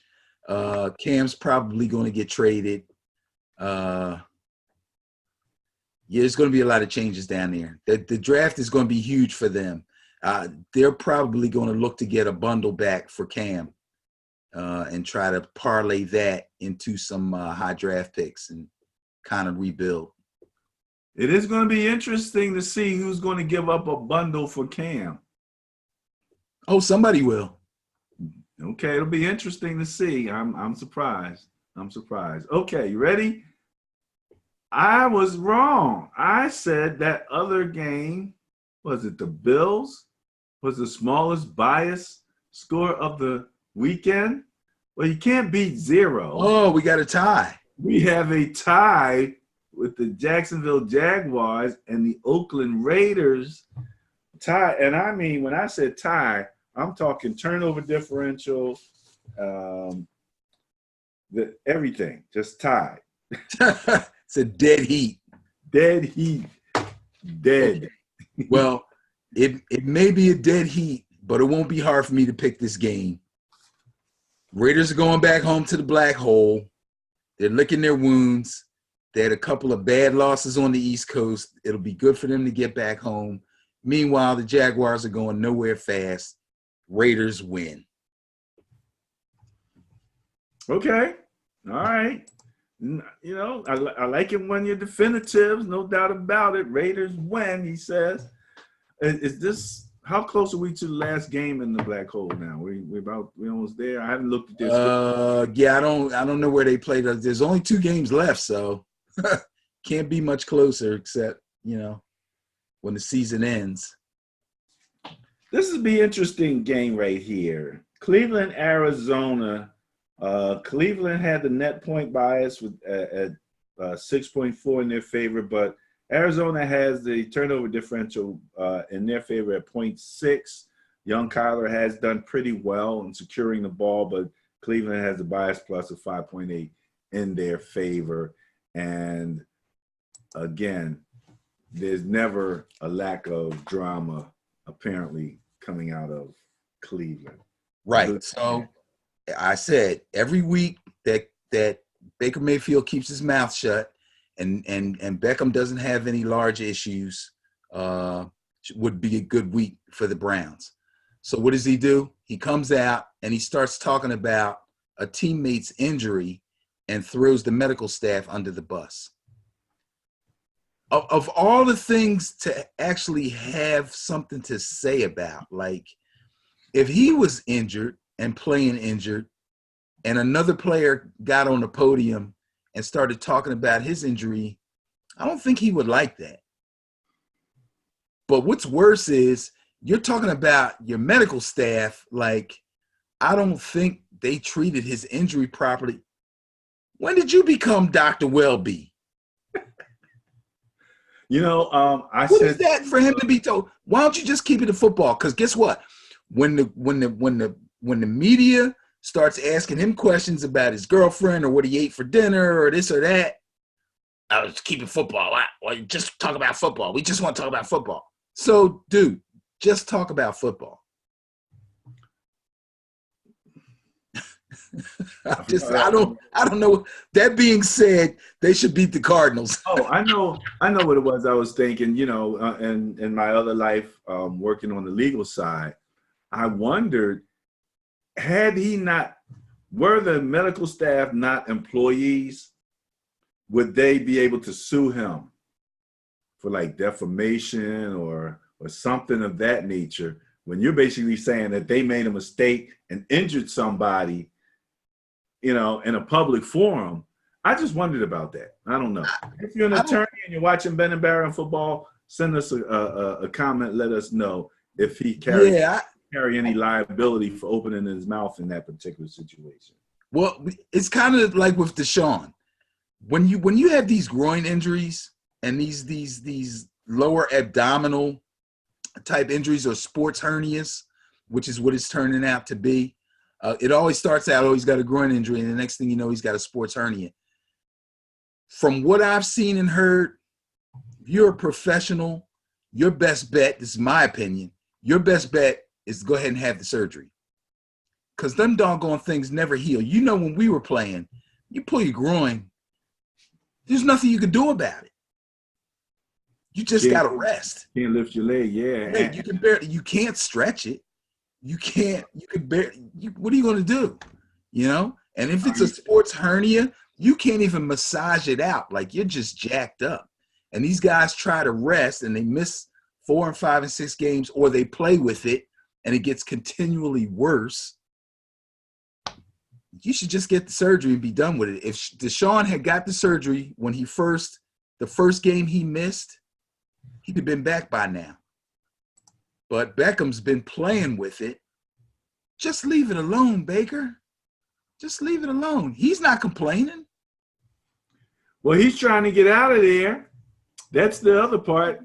Did you hear this about him whispering to people? I don't blame him. Can you imagine him being at the bottom of the pile? Help me. Help me. I've been abducted. Oh, man. You run over at the end of the game, shake the coach's hand. Get me out of here. Get me out of here, please. Get me out of here. Being held against my will. Yeah, well, Oh, God. Young, impulsive guy, thinks he's doing the right thing. Didn't have all his ducks in a row.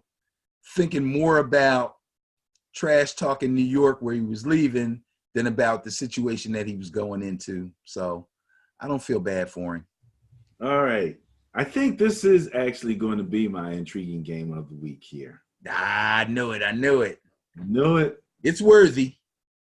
Well, you got two passing offenses with quarterbacks is getting it in. The Rams is hot now. The Cowboys is at the top of the league in passing, and getting it all done. And you're looking at a 1.6 bias plus score favoring Dallas. But the Rams seem like the hot boys right now. Let me take a quick look in the last 3 games. Dallas is minus 7.3, and the Rams are 1.3 net points over the last 3 games. So it's the Rams that seem to have the momentum. Dallas has the net points because they had a few big wins, and they were, but they haven't beaten a winning team yet. This is a winning team, right? Yes. The Rams? Yes. So, I'm intrigued. It's an NFC matchup. It might be one of the things. I don't know if you had a chance to see the blog that I wrote on the game last week, but I mentioned as far as especially the NFC is concerned, there's a volatility to the seeding for the playoffs, where, for example, when you had pointed out at one point my Niners were ranked 1, they lose a game, they drop all the way to 5. They don't Yeah. go down one place. They go all the way to 5. Yes. Yes. Win against the Saints, bam, they're right back up to They're number right 1. back up there. And if they go to 5, and all of a sudden Dallas wins their division and they get a bye, we might wind up playing Dallas. In Or we Dallas. wind up playing in In Dallas Dallas. after they get a bye. Or we could wind up playing the Rams, who seem to be on a hot trajectory.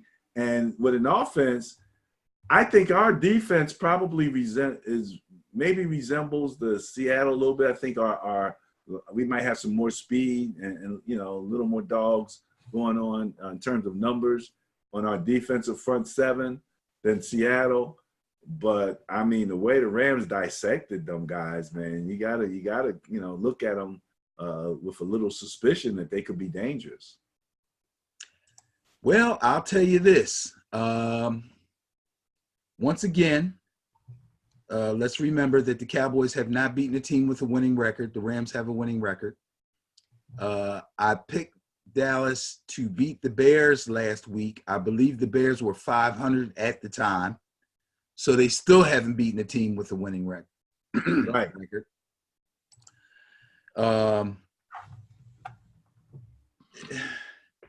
If Sean McVay can keep or can stay on this groove that he's in, this play calling groove, I'm telling you, that game was on quite a bit because I think there were only 2 games on Red Zone at the time, so they kept going back and forth between the 2.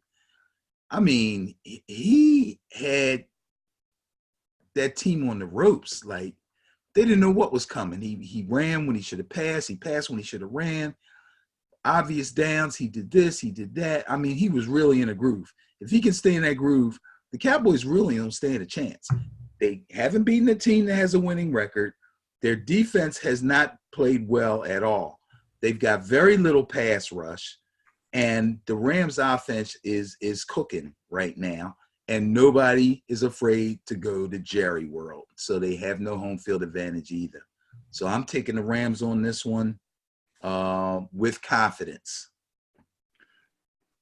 Aaron Donald, a disruptor, closing down that middle. We'll have to see what Zeke can get done in that particular situation. But okay. Actually, if the Cowboys are smart, they'll give the ball to Zeke as much as they can. The problem will be if the Rams jump out on them. They get a lead on them. They've already shown the propensity to stop giving the ball to Zeke and not even really throw it to him, which you can keep him in the offense no matter what the situation. But they don't see that. He's a 4-down back. Because you want him back there. I don't care if you were doing a quarterback sneak. You could put him back there, and the defense would have to make an adjustment for him. Right. And it might shift and give you a little gap to one side or the other, just because he's in there. And he's a viable receiver, which means you should know he's not. I mean, obviously McCaffrey is having one heck of a year, but Zeke is not far behind. You got to use him in the passing game. What happened? Behind. What happened to that in that play where Dak threw the ball to this other running back that came off the bench somewhere? He never even looked back for the ball. It was like he's running the pattern. I don't know where he was going. He was running deep or something, and Dak just throws it out in the flat, and it just bounces along in the ground because the guy he's turning up like this, and Dak's throwing it like he was going to go out and turn around and wait for the pass. And it didn't happen. So, I don't even know why. I don't know if that guy's a rookie or a first-year player or a practice player. I did not recognize his name. It wasn't Pollard, who was the normal backup, and the guy who was starting while Zeke was out. It was somebody else. But he obviously had a wheel route, and what you tell guys is you run your wheel and the guy's playing off you, look for the ball so you can catch it on the run. He tried to wheel and run past the DB, who had already given up a pretty large cushion. So it'd be crazy for Dak to hold the ball and try to wait and see, can this guy outrun him? When I could just throw it out there to him, he knew he didn't turn around. He threw it at his back. Guy would have got him killed. All right.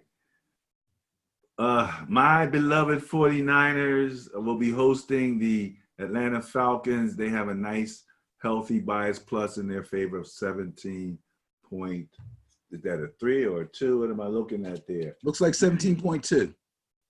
Who you got? I got the 49ers at home. The only thing I would worry about, I don't even want to call it worry, but the only thing I would be cautious about is the Falcons offense can get rolling on you if you're not careful. That being said, if they can handle the run, which I don't think they'll have any trouble handling the Falcons' run, then all you got to do is send the house at Matt Ryan and he'll crumble. Now, on the downside for the Niners, you got 3 major injuries, right? Right. The center, your starting center's out for the season. D Ford, one of your top DNs, is going to be out for, they're saying multiple weeks or 2 weeks, possibly, Okay. with a hamstring. And Richard Sherman is out with a hamstring. Oh, Sherman is out? Sherman's out. I doubt if he plays this week. He may come back next week. But stranger things have happened. But the initial report was it looked like a 2-weeker. Like he pulled it pretty good. And again, the Falcons offense is dangerous. Now, Julio Jones is not 100% and Calvin Ridley is out. So that kind of bodes well for the Niners. The threat of the two of them being healthy would be pretty great. But without them both being healthy and one actually being completely out, you guys shouldn't have too much trouble. All righty. Vikings, Chargers. Minnesota Vikings have the bias plus at 6.2 in their favor against the Chargers, who just had the big win.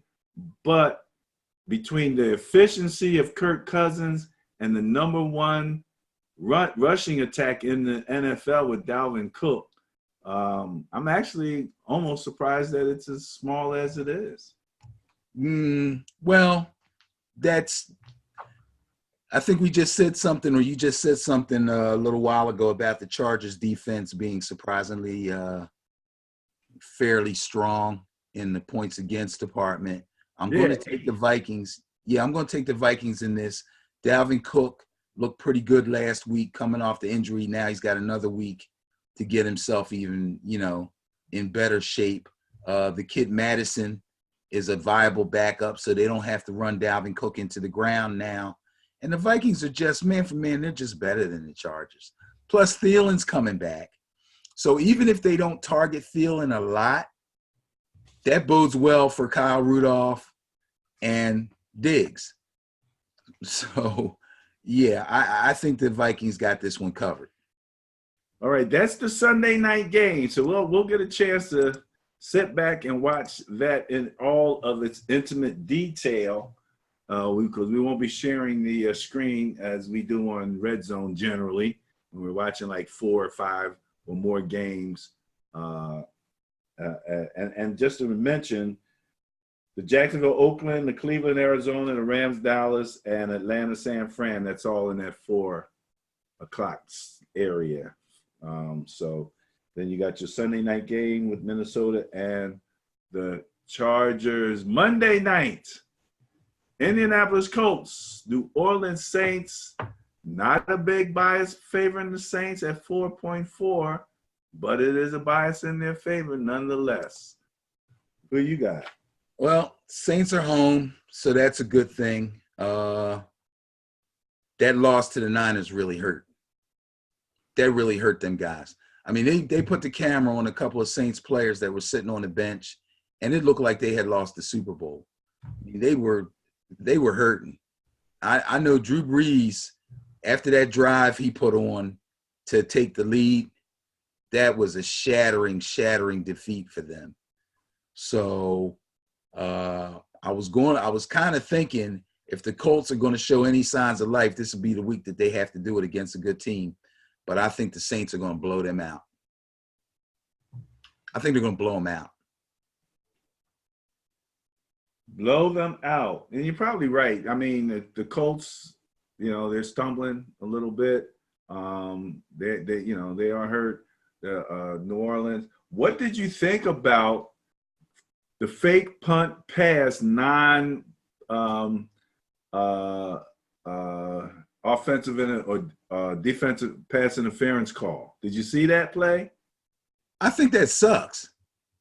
You think it, but it was the rule though. It was the actual That's rule. what I was going to say. There is an actual rule that says we will not call pass interference on a fake punt.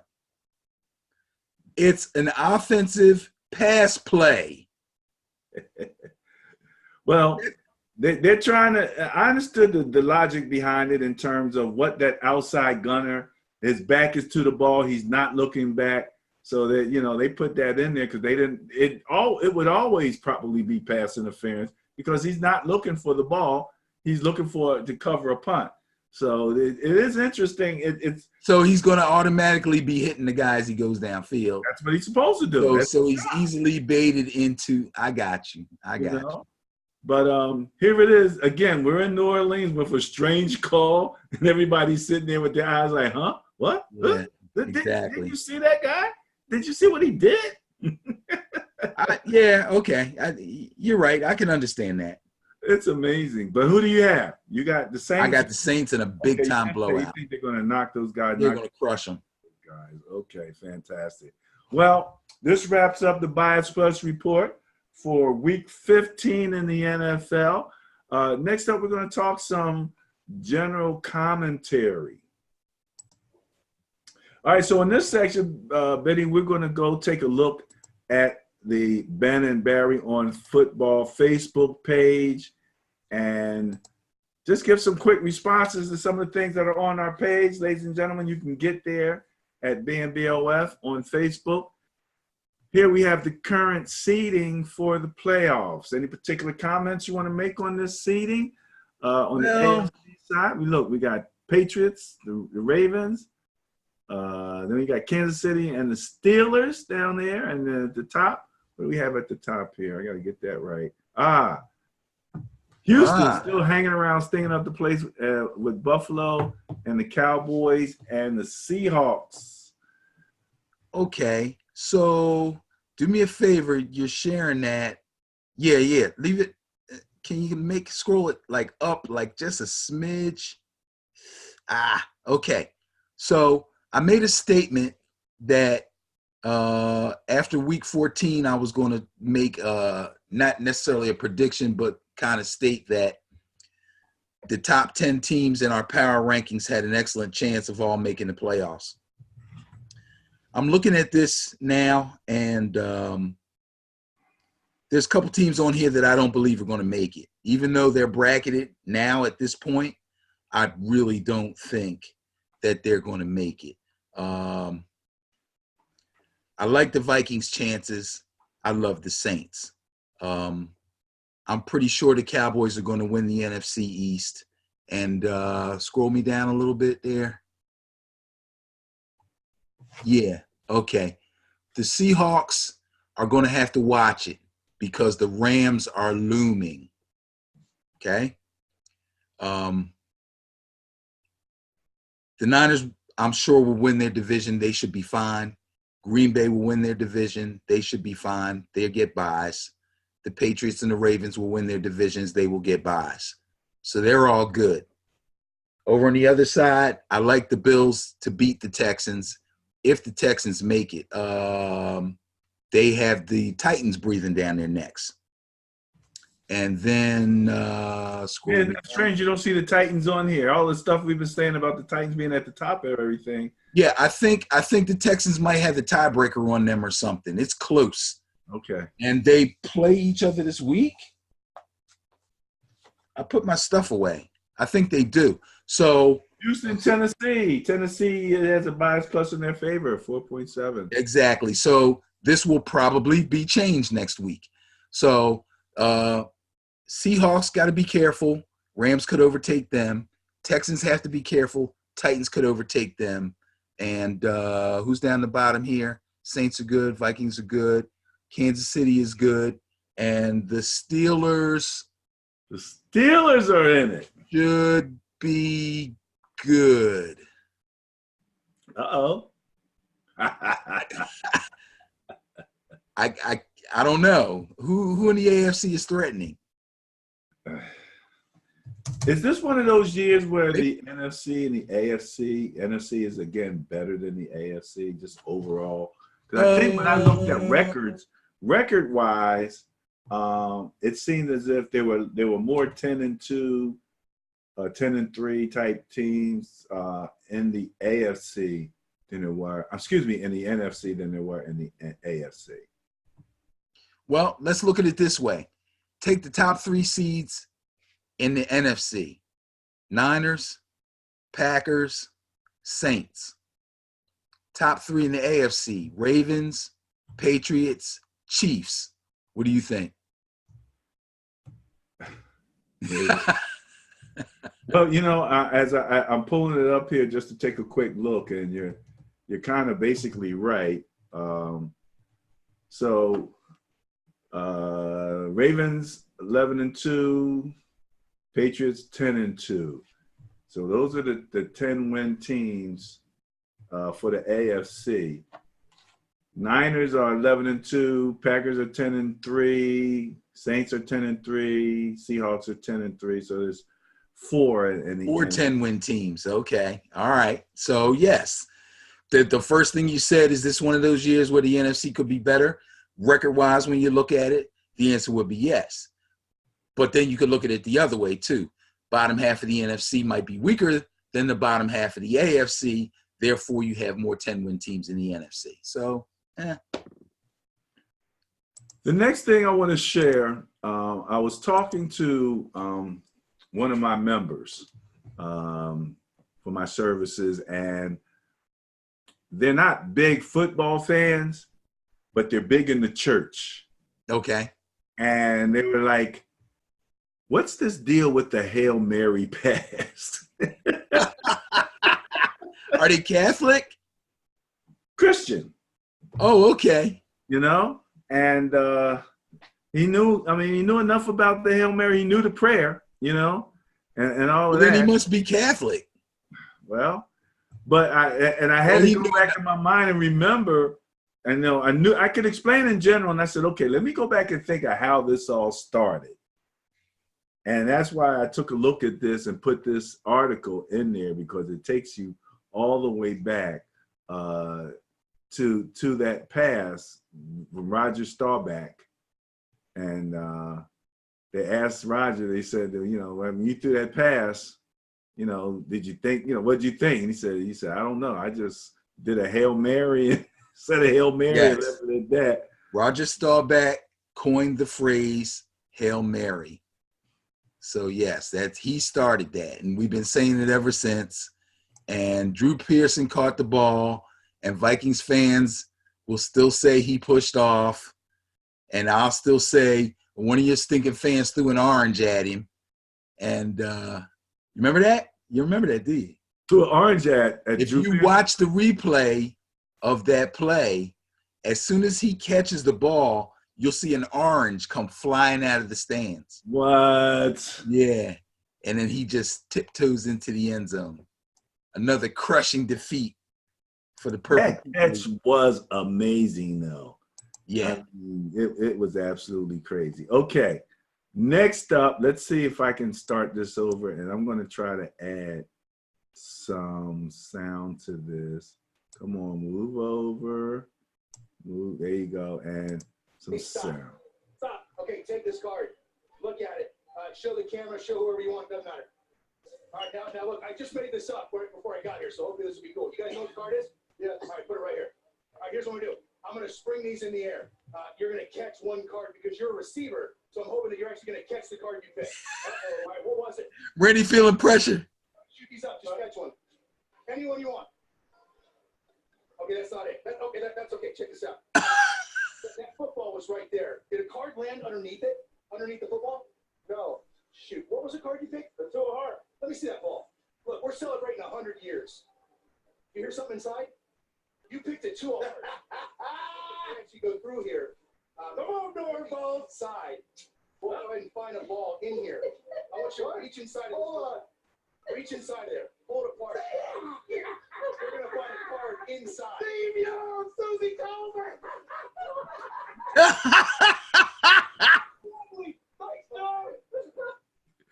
That guy's good, man. He is good, isn't he? Well, he was on Who's Got Talent or something. He was Yeah. on shows. Yeah. He's Yeah. really good. I mean, he's entertaining in and of himself. So, I had to share that when I saw that. And everybody was like, Yeah, it was cool. He's like, I just made this up on the way here. Like, you know what I mean? And the balls, he tears the ball, and the ball, it's in the ball. It's like, how do you do that? amazing. How did that come together where you flipped all those cards in the air? You had Moss catch one, and that's the one that's in the ball. No, the one he caught, he goes, oh, that's not it. I know. Hey, he sets him up. You know who my other favorite musician is? Carbonara. I love Carbonara Effect. The Carbonara Effect that is show. the most hilarious thing. The lies he tells people, the stories he's making up as he's going along, That takes a lot of imagination in itself to set up the scenarios that he sets up, the care that he takes to do that. And those people are just mouth stunned. open. Their mouth open like, the one I think was so funny, he had the thing where he is like a spout and you put it in the orange and then he filled up like 4 glasses of orange juice with like one orange. And the people are like, oh, They're thinking like, that's not physically possible. just can't be happening. Yeah, and I'm, so yeah, I'm a big Carbonara fan. All right, I had to ask the question because I watched this show, right? Love the show. First things first, I'm sitting there, I'm looking for my man Chris Carter. I'm looking day after day after day after day. He ain't there. And I'm like, okay, what happened? I go to do some research and I find out he's out.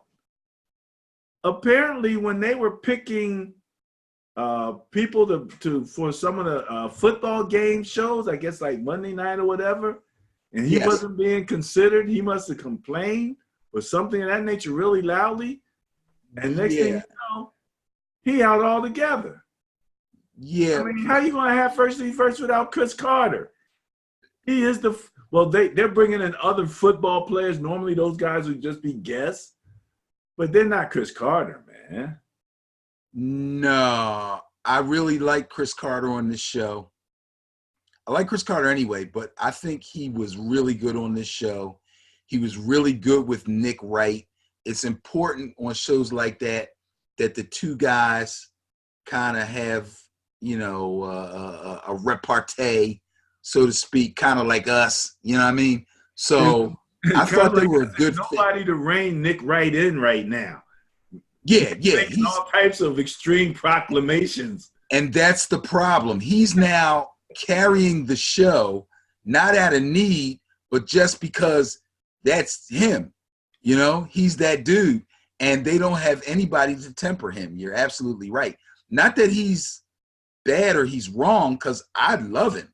I think he's great. He's super opinionated. You know what I mean? He stands by his statements, and he'll argue you down. So, and he makes sense. So that's cool. But I just think him and Chris Carter were a great pair. And without Chris Carter being there, the show is just not the same. They'll find somebody else eventually.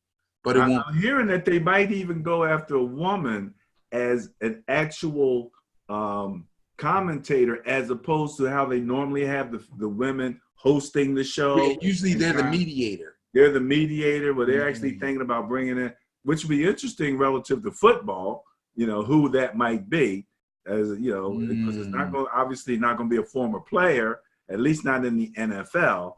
So it'll be interesting to see who they bring.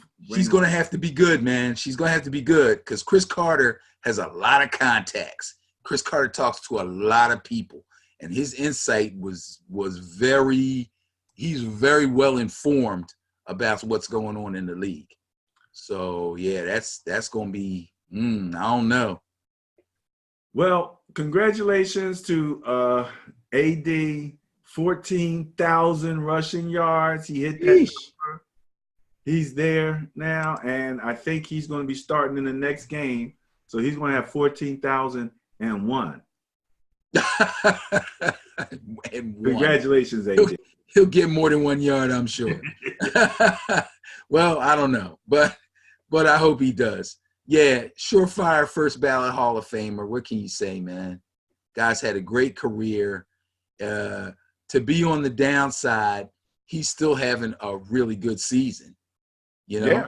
He's better. He's far better than mediocre and far better than guys that are like Frank Gore is just about done. If they can squeeze another season out of Frank, it'll be a miracle. I'm afraid for Frank. I'm like, okay, dude, they started listing the surgeries and things that he's had. He's practically the $6 million man. Yeah. The way they put him back together, top and bottom. So Frank, dude, I'm sure you got enough coin squirreled away, but Frank doesn't get a lot of the endorsements or that type of commercial money and all of that. He's a very quiet, reserved, in the back guy, but former Niner. So, I'm always rooting for him. All right. Hall of Famer? Yeah, because he's got the numbers. Okay. He's up there with, he's right there with all the Hall of Famers. He's got the numbers. So, okay. No doubt about it. All right. I'm going to come up with this. And then if you have anything, last words, we like to end on a good note. We like to show a positive spin on what the NFL is doing. And this past weekend, they kicked off the My Cause, My Cleats campaign.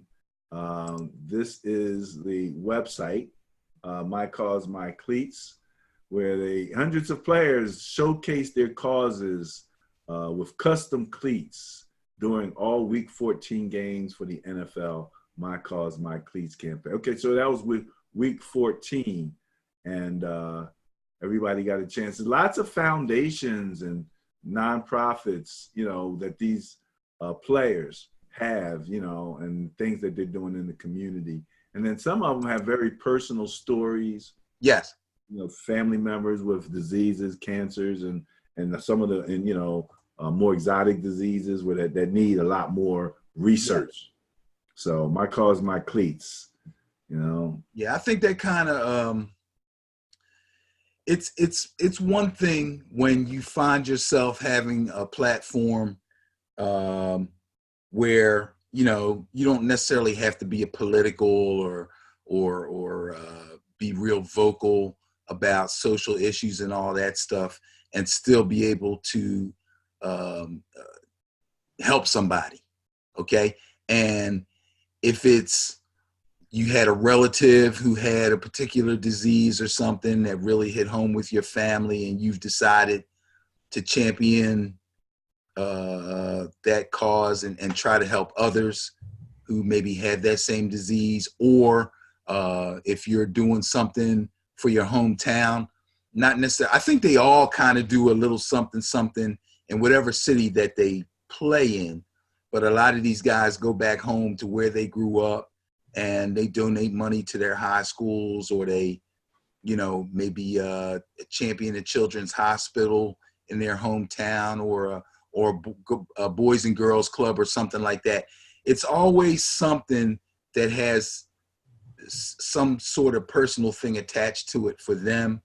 And I think that regardless of whether it is or it isn't, that it's a really great thing. We're talking about a vast majority of the players in this league who either came up from humble beginnings or basically came up with nothing.